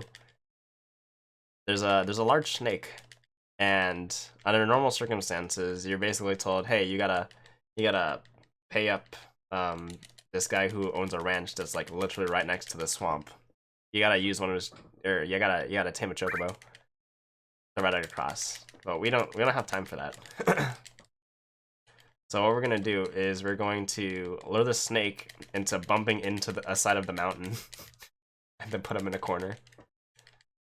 The way it should always be done, whether it be in game or IRL. Yep.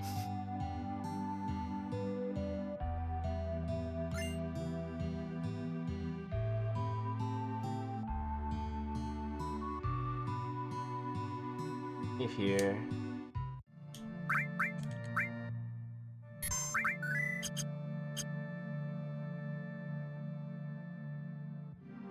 Okay, so we're gonna come down here. I'm expecting like 1 to 2 encounters.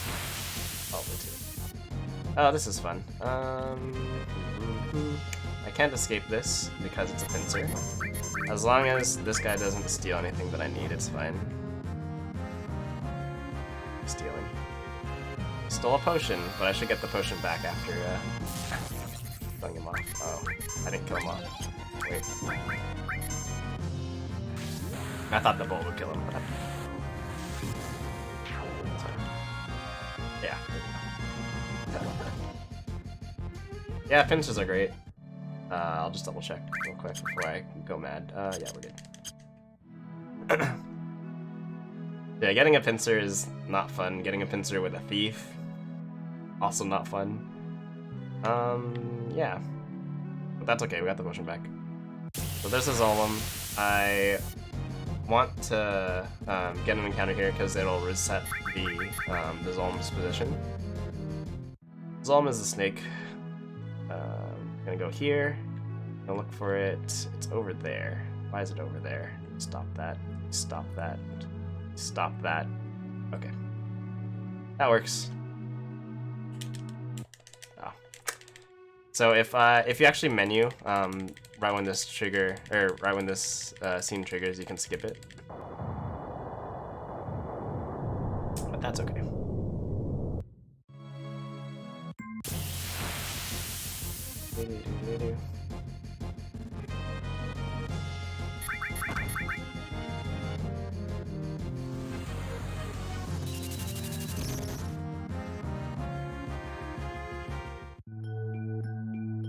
Alright, so we're just gonna make our way through this cave. Everything's hunky-dory.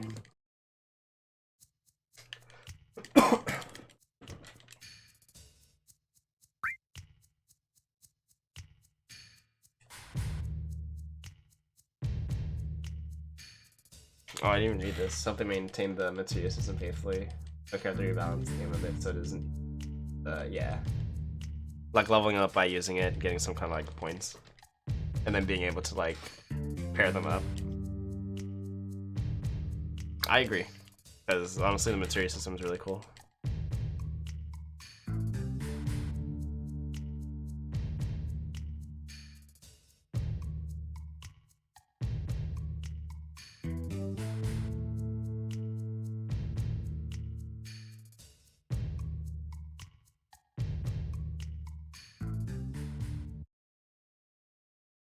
Okay, so we're just gonna climb out of here.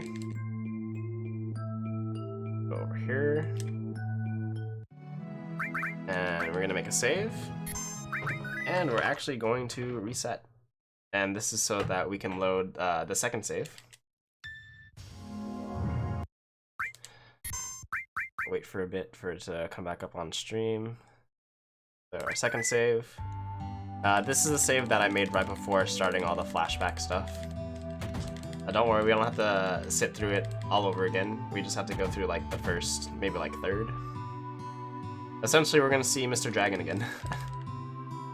And Sephiroth can proceed to life 2 if he wants.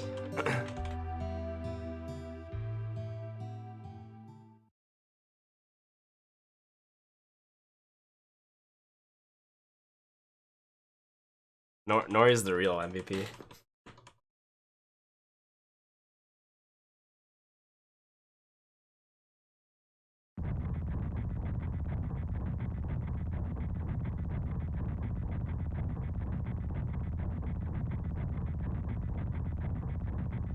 Okay, so we've already gone through this. We're gonna see Mr. Dragon, and then we're actually gonna do the photo skip here.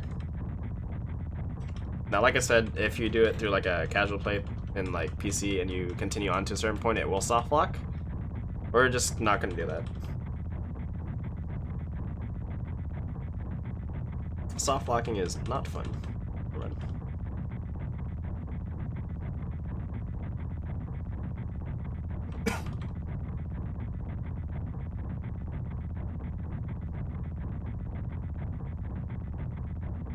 So this is gonna be the first instance of this is gonna be the first warp, essentially. And you'll see what I mean, more or less. But first we gotta go through Mr. Dragon. Sephiroth's gonna get attack bar. I hope he goes first. He does. If the dragon attacks Sephiroth, we're golden. Yes. See, this is how it should be. Now Sephiroth has no choice but to actually finish the fight.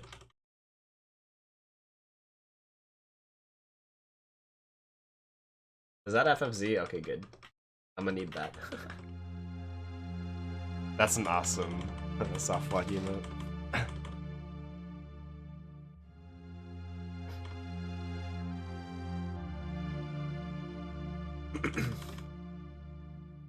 Okay, so yeah, we're gonna go through this bit again. We're gonna rest up, and then we're going to do the photo skip.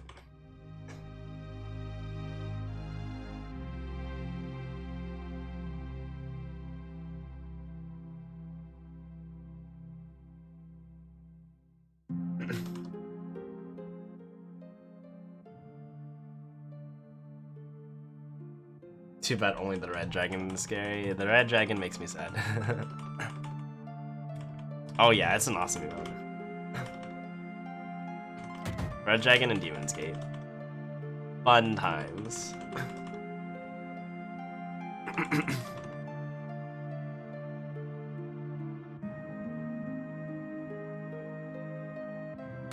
Yeah, I'd say there's no real other dragons unless you consider like Ultimate Weapon a dragon.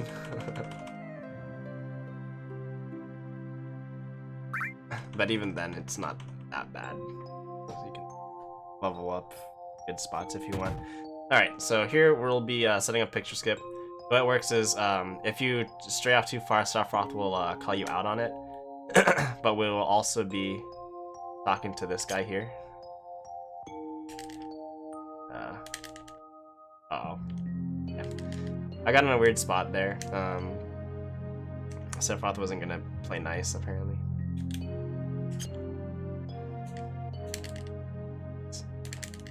Please.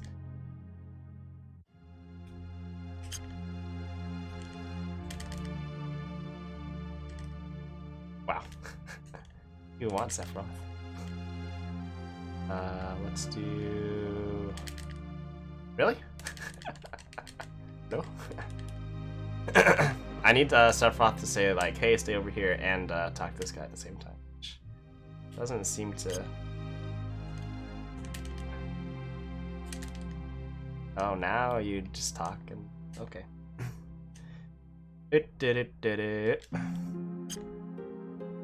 Why? Why don't you... like...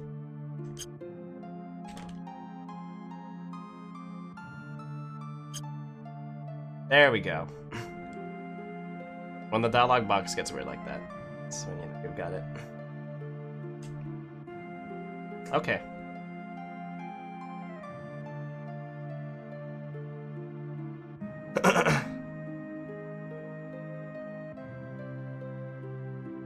So now we're back on Mount Evil.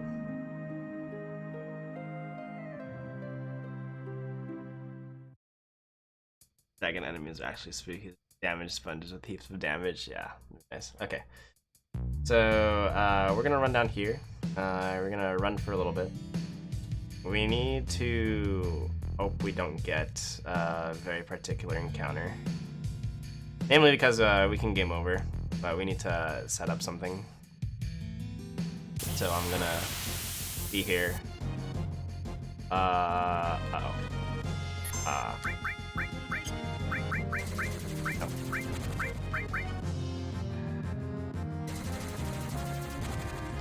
That's fine.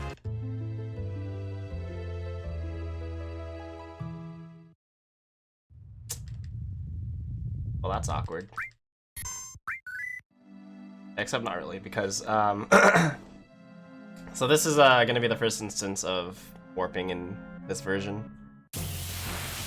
Essentially, where I died is where I'm gonna end up after this fight, because the PC version is a little broken.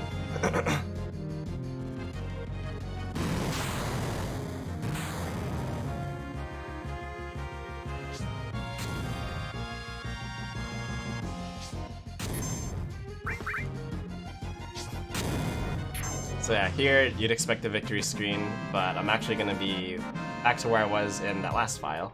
Now, keep note that this is actually the first file that I warped to, or I warped from. I warped from the first file after doing the glitch on the second file. So the game's a little confused. I come over here, go through here. Go to the save point. Now I need Aerith and Red.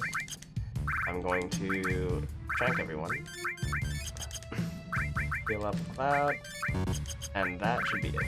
I'm gonna save because this boss can be a little finicky. But this is Materia Keeper. And so there's like a kind of an Easter egg in this game where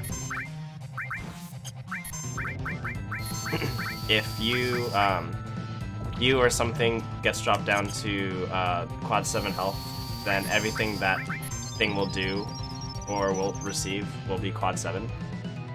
And we're going to be abusing this to kill off this boss, which we normally can't.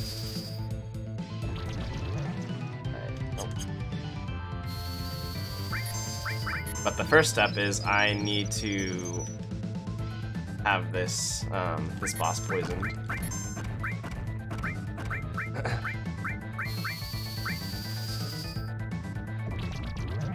Good.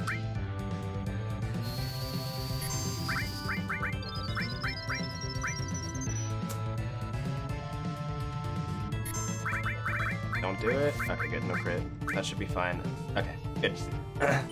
So I use an elixir to reset its health because every time the poison missed, Red did a little bit of health damage to it. We're gonna lost 2 high potions, followed up with an Aerith attack, which should do 13 damage.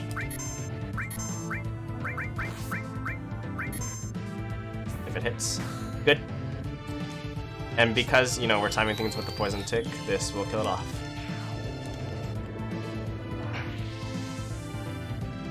And that's because at that point, Materia Keeper's health is at that quad 7 threshold, so the next poison damage did that.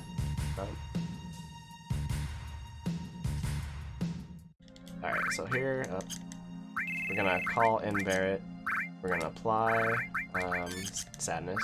I'm gonna save here, namely because this area, the monsters here are really strong, because we essentially skipped a solid like 3 hours of normal gameplay. Well, I say normal, speedrun gameplay. So our characters are really, really underleveled. And we can get into a pincer fight here. And if we do, we can't actually kill anything. Because the enemies have way too much health. Okay. So here I'm gonna do a slight shop and do some menuing. I'm gonna go to the item / material shop here. We're gonna sell some accessories we don't need.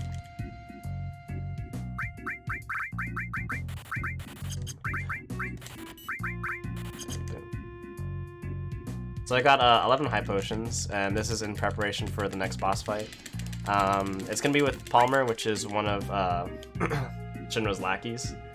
The reason we get 11 high potions is because he uses something called Mako Gun.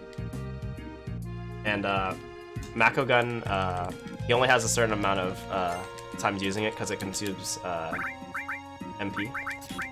So go here, don't need that, and then you get time. Heal everyone. Good.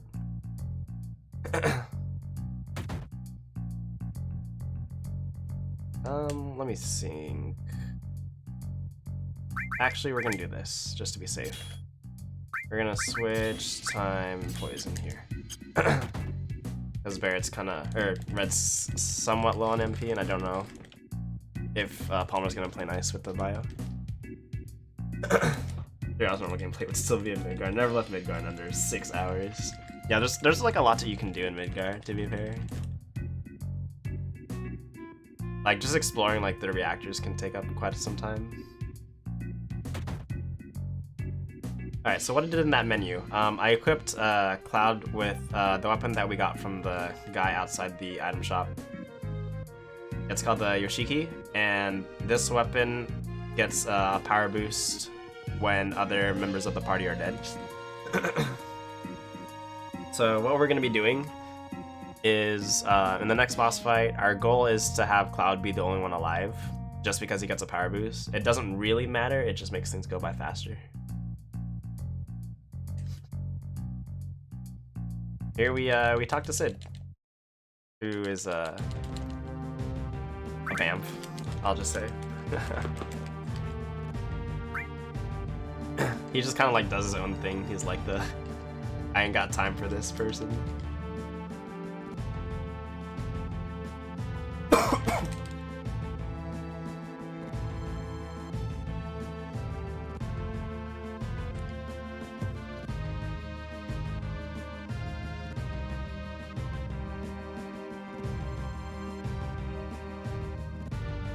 So essentially what we're doing here is we're finding more about, a bit more about Sid. We actually need to take the plane that's in his backyard.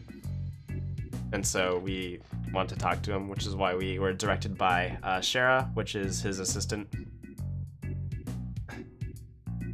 So essentially Sid's dream is just to go to space, and there was like a project where he could have done it, but then things went south real quick. And he's still kind of lamenting over this. But he's getting a visit by Rufus, everyone's favorite president, to see if he can relive this dream. Yeah, Sid's team is good.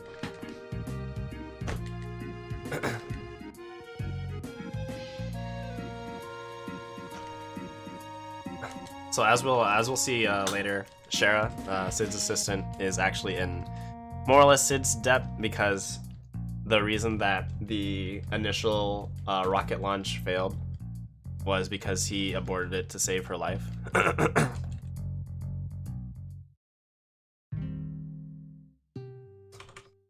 This particular sequence is one of my favorites, namely because there's a 30-second countdown timer that I can't speed up, which is fantastic for restroom breaks.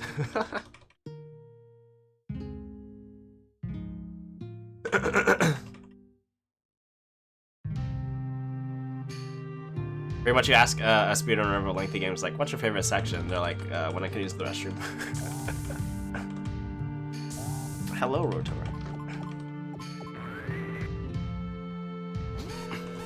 So yeah, just more dialogue to skip through.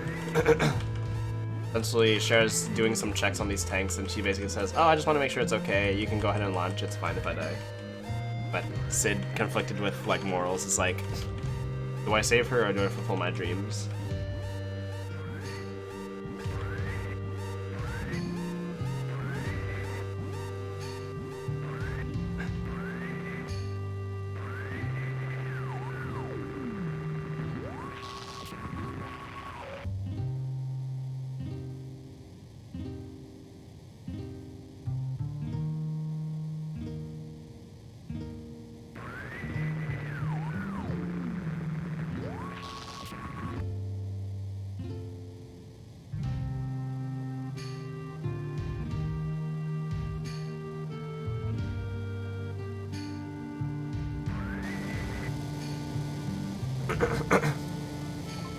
So yeah, that's just the countdown sequence. We see the rocket start to lift off, and then boop.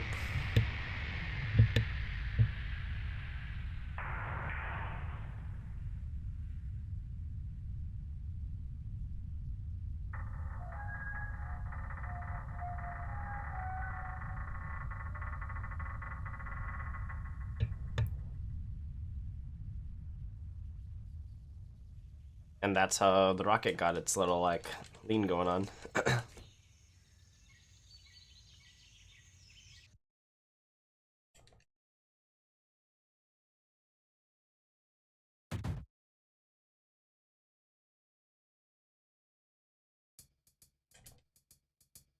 Oh yeah, agreed.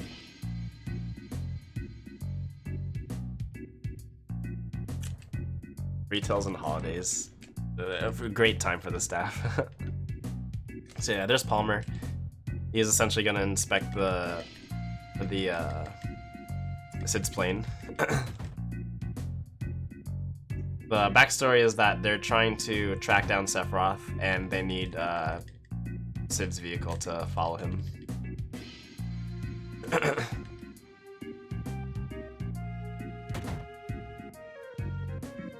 The Leaning Tower of Taxpayer Money. 45 degrees lean. Alright, so we're gonna go back out here. Say hi to Palmer, and he's like, hey, don't I know you? And it's like, yeah, you saw us like 20 minutes ago. So what I'm gonna be doing here is I want Bio to stick, as usual, but we're also going to be monitoring health until Aki does stick. Cloud also has the counterattack materia, which is why he did that attack.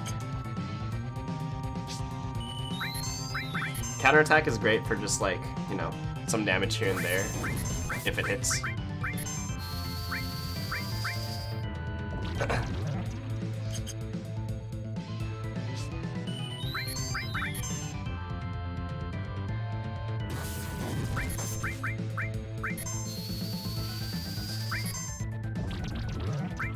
There we go.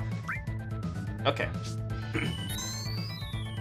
And thanks for the good luck. So now that Poison has stuck, we're gonna actually cast Haste on Palmer, and this is so that he gets his attacks off more often and we get more poison ticks. So at this point, I don't care if Red or Barret die because they've already done what they needed to do. I'm just concerned about Cloud's health.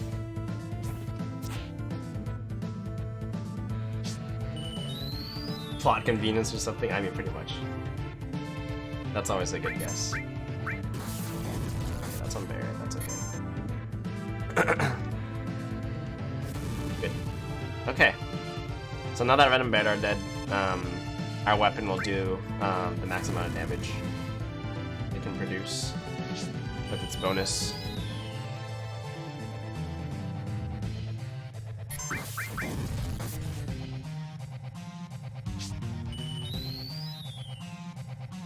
So he should be off soon.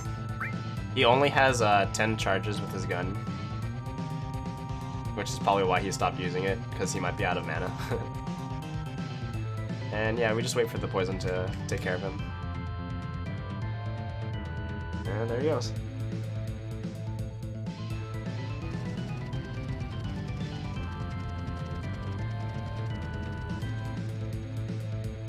How the president makes the rocket town anyway? Yeah, I have no idea. Did they go through the mountain too? Like, what? And there goes Palmer.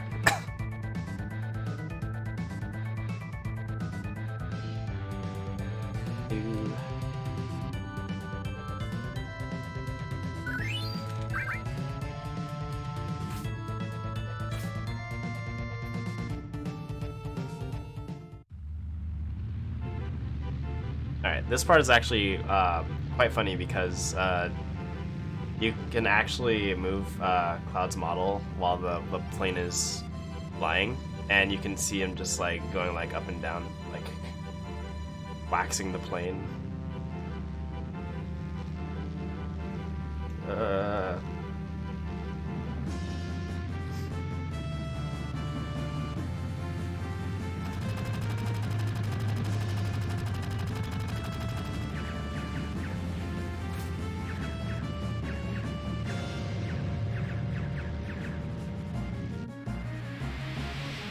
And then here's some unskippable dialogue, so I'm just gonna be busying myself.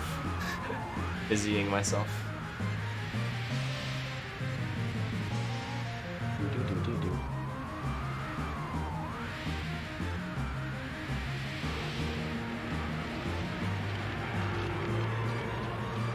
Okay, so normally in this part of the story, we would go back to the gold saucer and get the keystone so we can follow Sephiroth.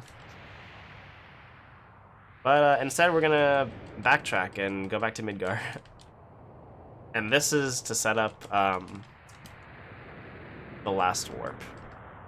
Well, I guess second to last warp if you're including the weird stuff at the end. But yeah, we're gonna be going back to Midgar. We're gonna go through the cave. And we're essentially gonna set it up so that we're in a good position to get Yuffie to appear.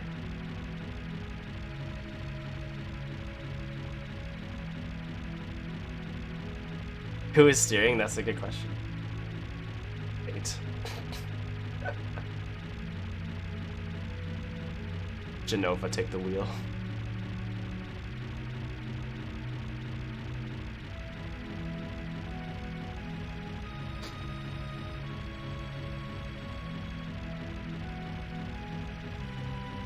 Get the game, get this interesting to load up the weapons and rune armlets.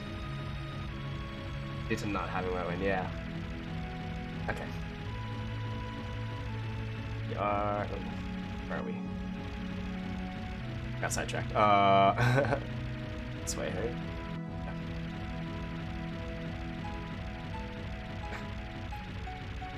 Trust me, I know where I'm going. I just got confused. Because I'm used to doing the no slots, no warps. I was like, this is wrong. This is not where I want to go. Okay. So yeah, we're back near Midgar. We purposely parked the tiny Bronco there because we're actually gonna get it after leaving Midgar again.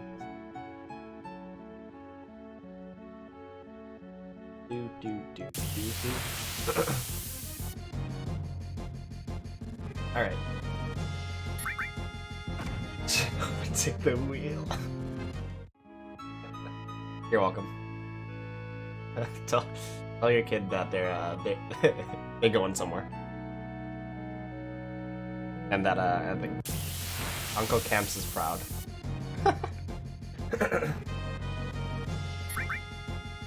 Okay.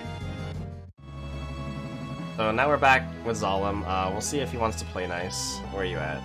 Where's the snake at? Where are you? I can't seem to find you. I see you. Alright, come here. That didn't work. Uh-oh. Uh-oh. You didn't want to play nice. Uh-oh.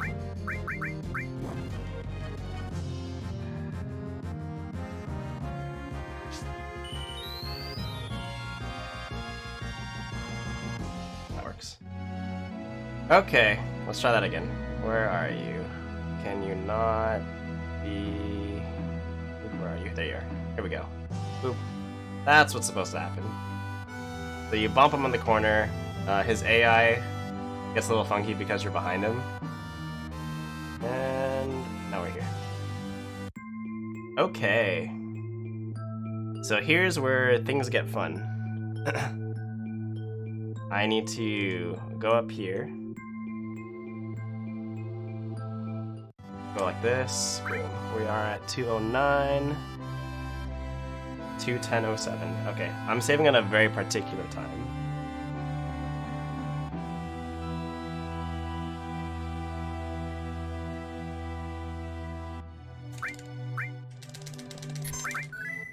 That should be fine. Okay. So the reason I saved on that is to manipulate when Yuffie's going to appear. Oh, I loaded the third save. I'll wait. And we loaded the first save file that we made, which was back here, and in Shinra.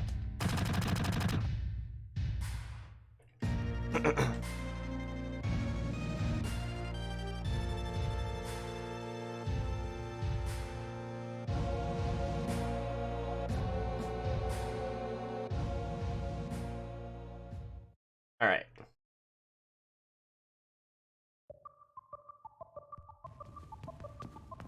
So we get to see this awesome motorcycle scene again. And this time, instead of hoping for red bikes, we actually want to get the party as low as They can.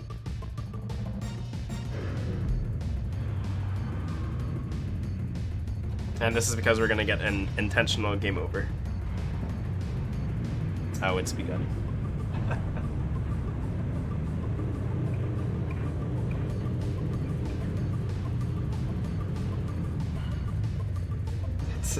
It's begun. Okay. Hey! So yeah, what I'm gonna do is I'm going to push the truck over to the right side, and this is so that it exposes the seats where Barrett and Tifa are. Because Barrett and Tifa are gonna be the ones with Cloud in the motorball fight. So we want them as low as we can get them. And then I'll be just taking the third one to damage Cloud.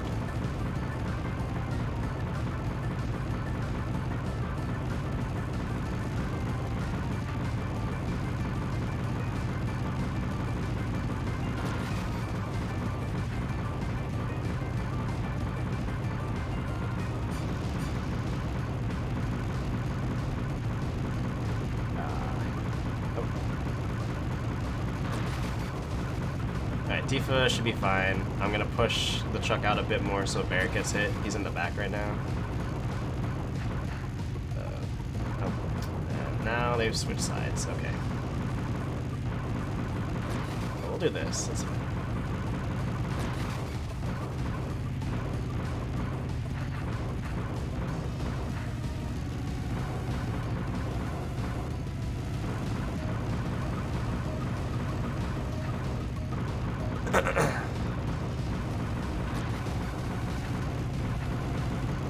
Motorcycles are not wanting to play nice, so I'm just gonna get Cloud low, as low as I can. Barrett should be like fine. I'm pretty sure the bikes will get to him. Yeah, there we go.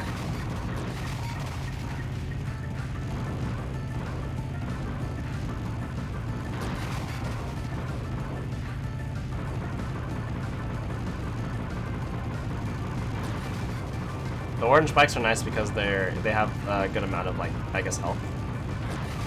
So they're good for getting damage done.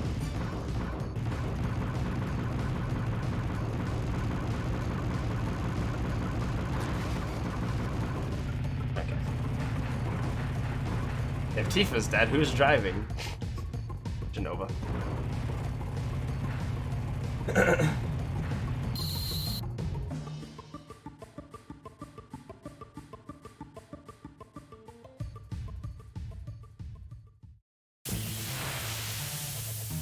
Okay, so here Motorball's gonna do his ramming attack. It should take care of Barrett and Tifa.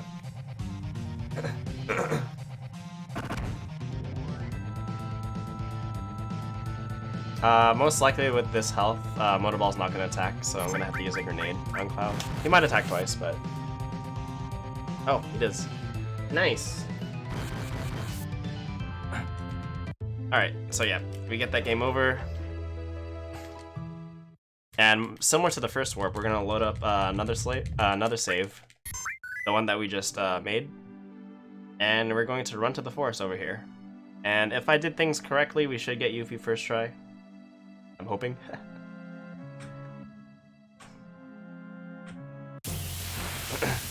And we're good. So without the in-game time manip, this is a 6% chance of happening, and it's not a fun time. Like 2.5 hours into a run. But we're good.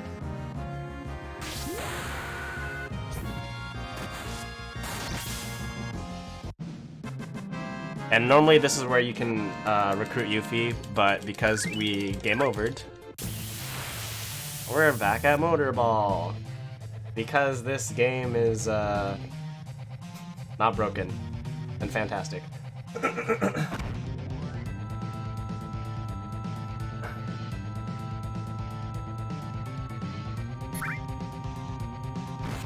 So what I'm hoping for here is for Cloud to do counterattacks. That was one. That's nice.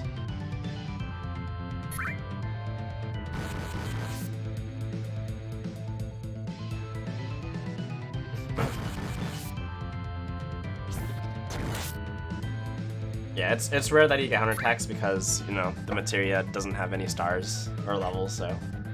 I don't know the exact percentage, but... I've had both spectrums where I don't get any, or I've gotten like a counterattack on each attack.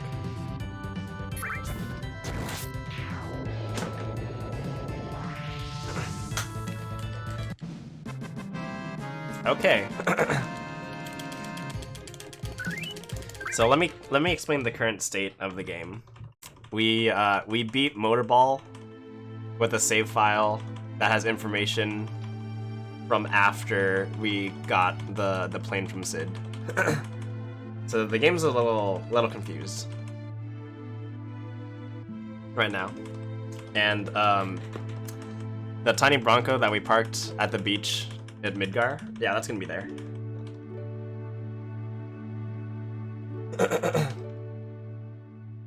Bad account creation and scores. Oh, I see, yeah. So here we're gonna do the Barrett skip again.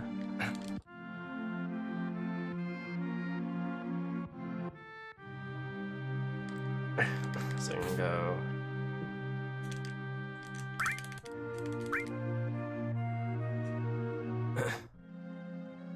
I'm gonna heal up Cloud. We're gonna go to the left over here. And hey, what do you know? We got our plane. Even though we just left Midgar. And yeah, it's a great time.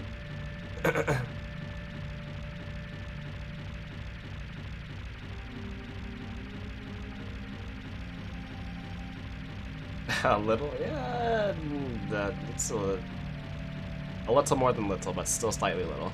A bit confused. So we're gonna go over to Mount Nebel.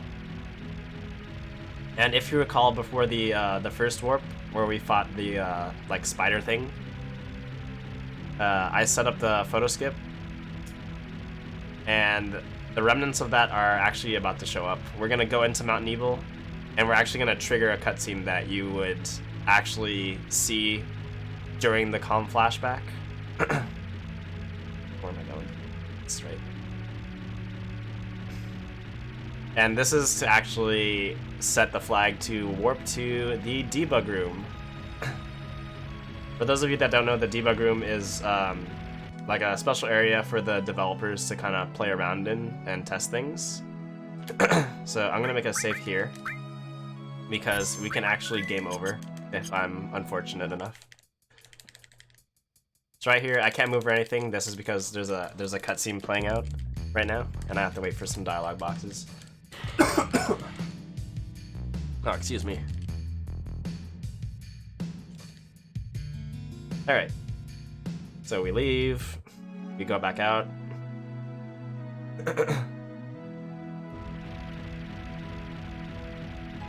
Okay. And now, I'm going to be forcing encounters here. I need a very particular encounter because each enemy formation has a particular ID. And there's one enemy formation in this area that has the right ID to get us into the debug room. This is not it. However, there are also enemies here that can kill us, namely the Jokers, which use their like card tricks. If the Joker happens to pull the Joker card, it casts death on Cloud. It can miss, but it can also kill, which is why I saved before triggering the the Mount Nebel thing. This is it. Cool. So second try is pretty good. So all I have to do is run away. I'll go in here. Now I have to force an encounter on the beach.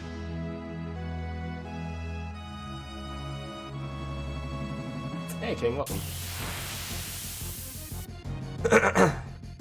So for this encounter, it doesn't matter what we get, we just have to beat it. Yeah, the routing and stuff has definitely changed since Buckles.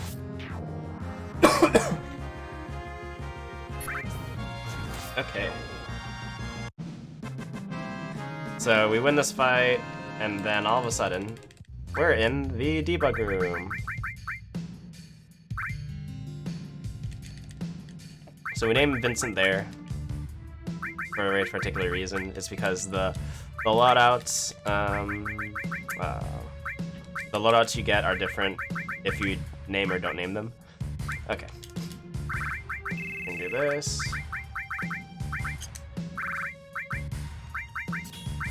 They're in this gospel, right? Yep. Now we have basically one of every materia. Tragic, yep. Order.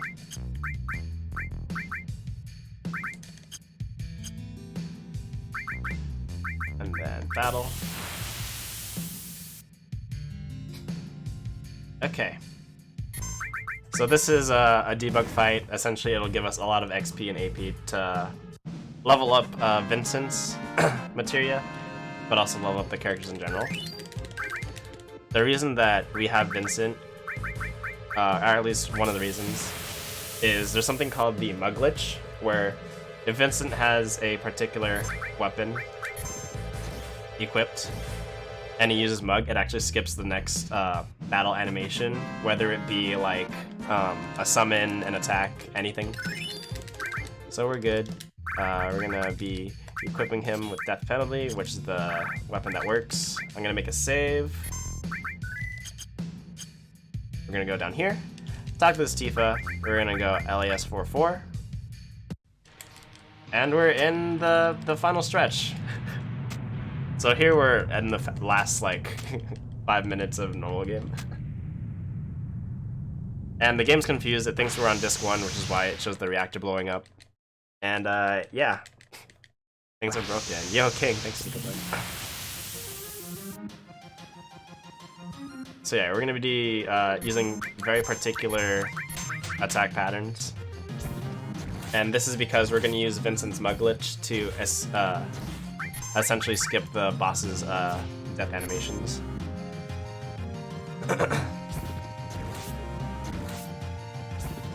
So we mug here, and normally the party would do their victory animations after the boss like disappears. But we use mug to skip it. Genova bombed the reactor. Hey, Genova took the wheel.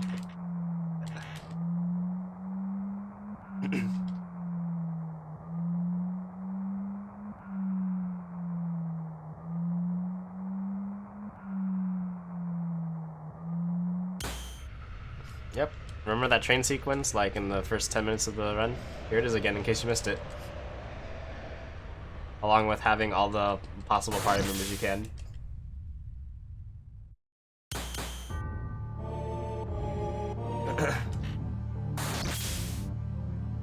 If Genova's driving, who are we fighting again? We're fighting, a Sephiroth. Oh, yep, sure. Alright, so I need to pick these two. Should be good.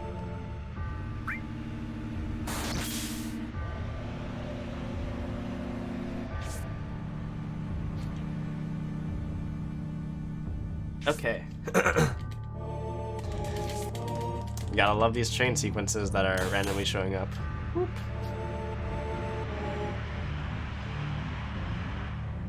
Yeah, needless to say, the game's game doesn't know what to do with itself. Okay. Here.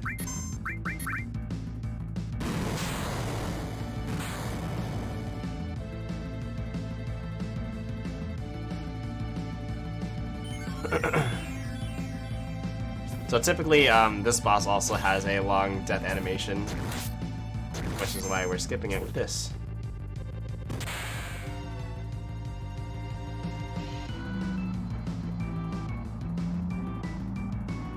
It's the Sephiroth's power just like cloud away on the train. The Sephi train don't stop. So there goes that boss, and up comes like the last real boss. Alright, so the first thing we're gonna do is we're gonna cast D-Barrier. And this is because Sephiroth actually opens up with wall. Uh-oh. Do, do, do, do, do, do.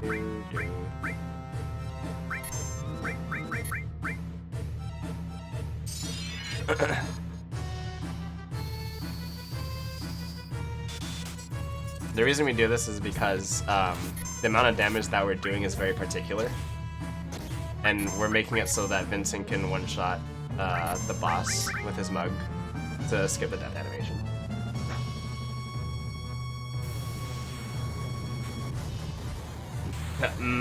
Yeah, these are the best character names.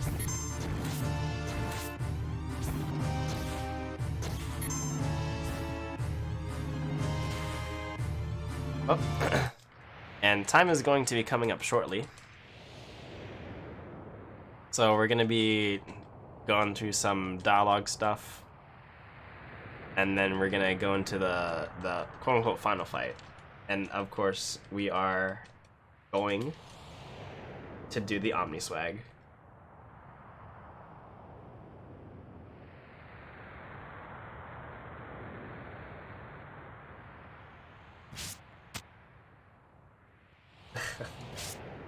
The menu colors. By the way, Brendonius is the one who created the menu color changer. Def check him out.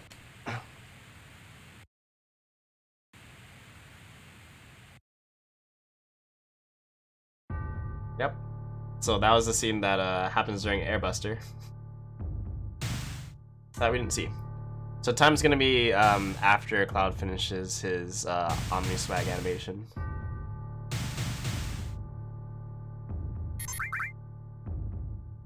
Yo, Zeta. Welcome. Alright.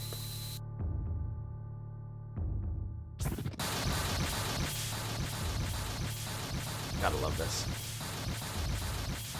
Alright, and time is going to be now.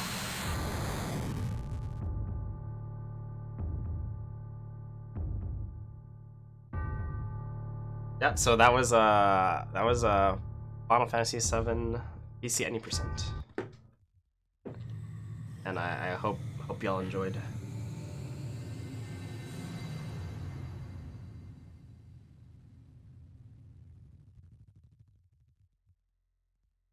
Huge shout out to Scavenger. Thank you for having me. I'm glad to see that this marathon has been successful. Yeah, thanks everyone.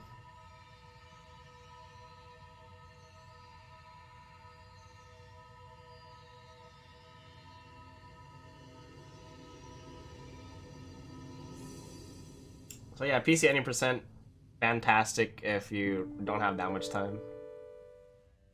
A lot of neat things to be done in there, and a lot of funky business. I think with the menu, the default menu color, I think that's an effect of going to the debug room and all the settings that I had to go through.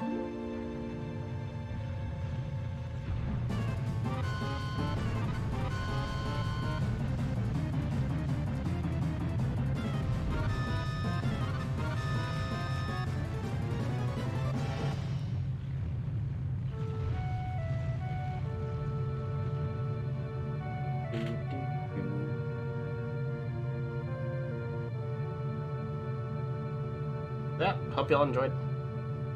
Definitely keep supporting Gav through the rest of the marathon.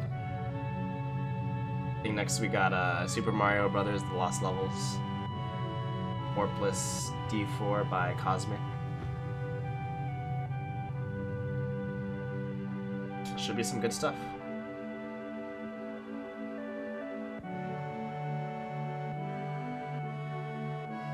I was hoping someone would try live for the menu.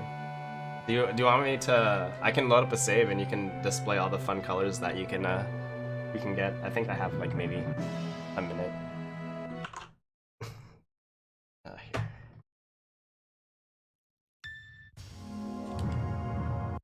I want to see what can be. Oh, it's quiet. I don't like that. It's quiet. Well, twice your weight up the cliff with just one arm, yeah. Yep. Let's go here. All right.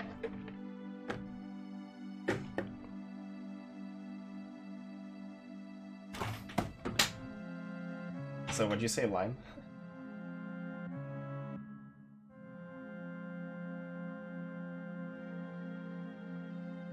Oh man, that's glorious. Spicy.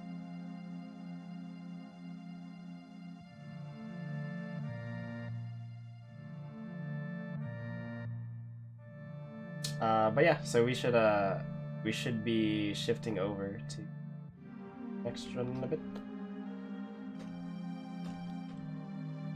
I'm gonna put random like color combination. Meanwhile, does anyone have any color suggestions that they want to see? You can do either one color for a solid thing or 4 colors to control each corner.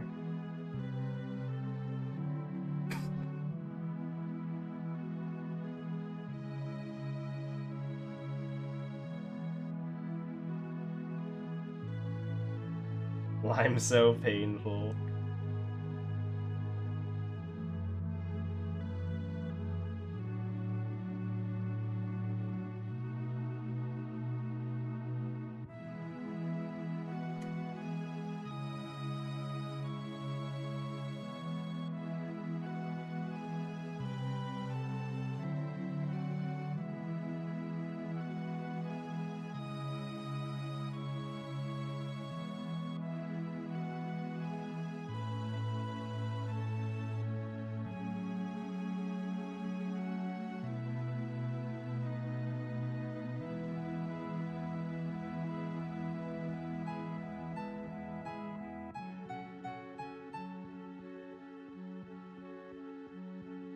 Oh, I could also do that. That's true.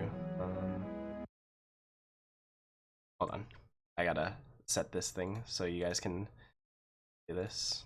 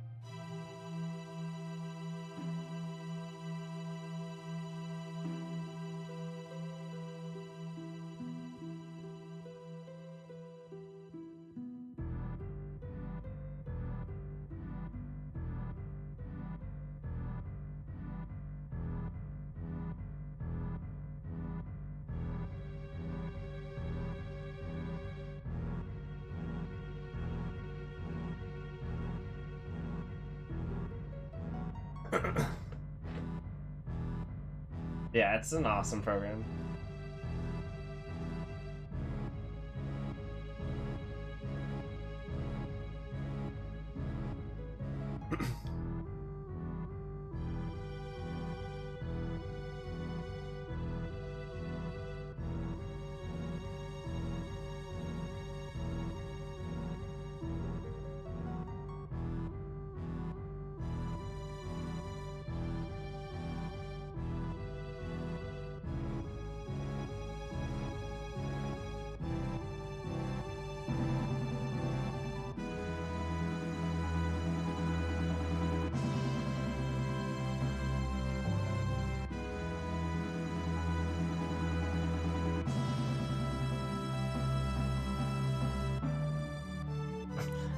Okay, so I got word that we're going to be transitioning over to the next run. So again, thank you all for hanging out. Definitely stay tuned to see what other runners have in store for you. And yeah, hope everyone has a good morning, evening, afternoon, whatever time it is in the world for you. And y'all have a good one.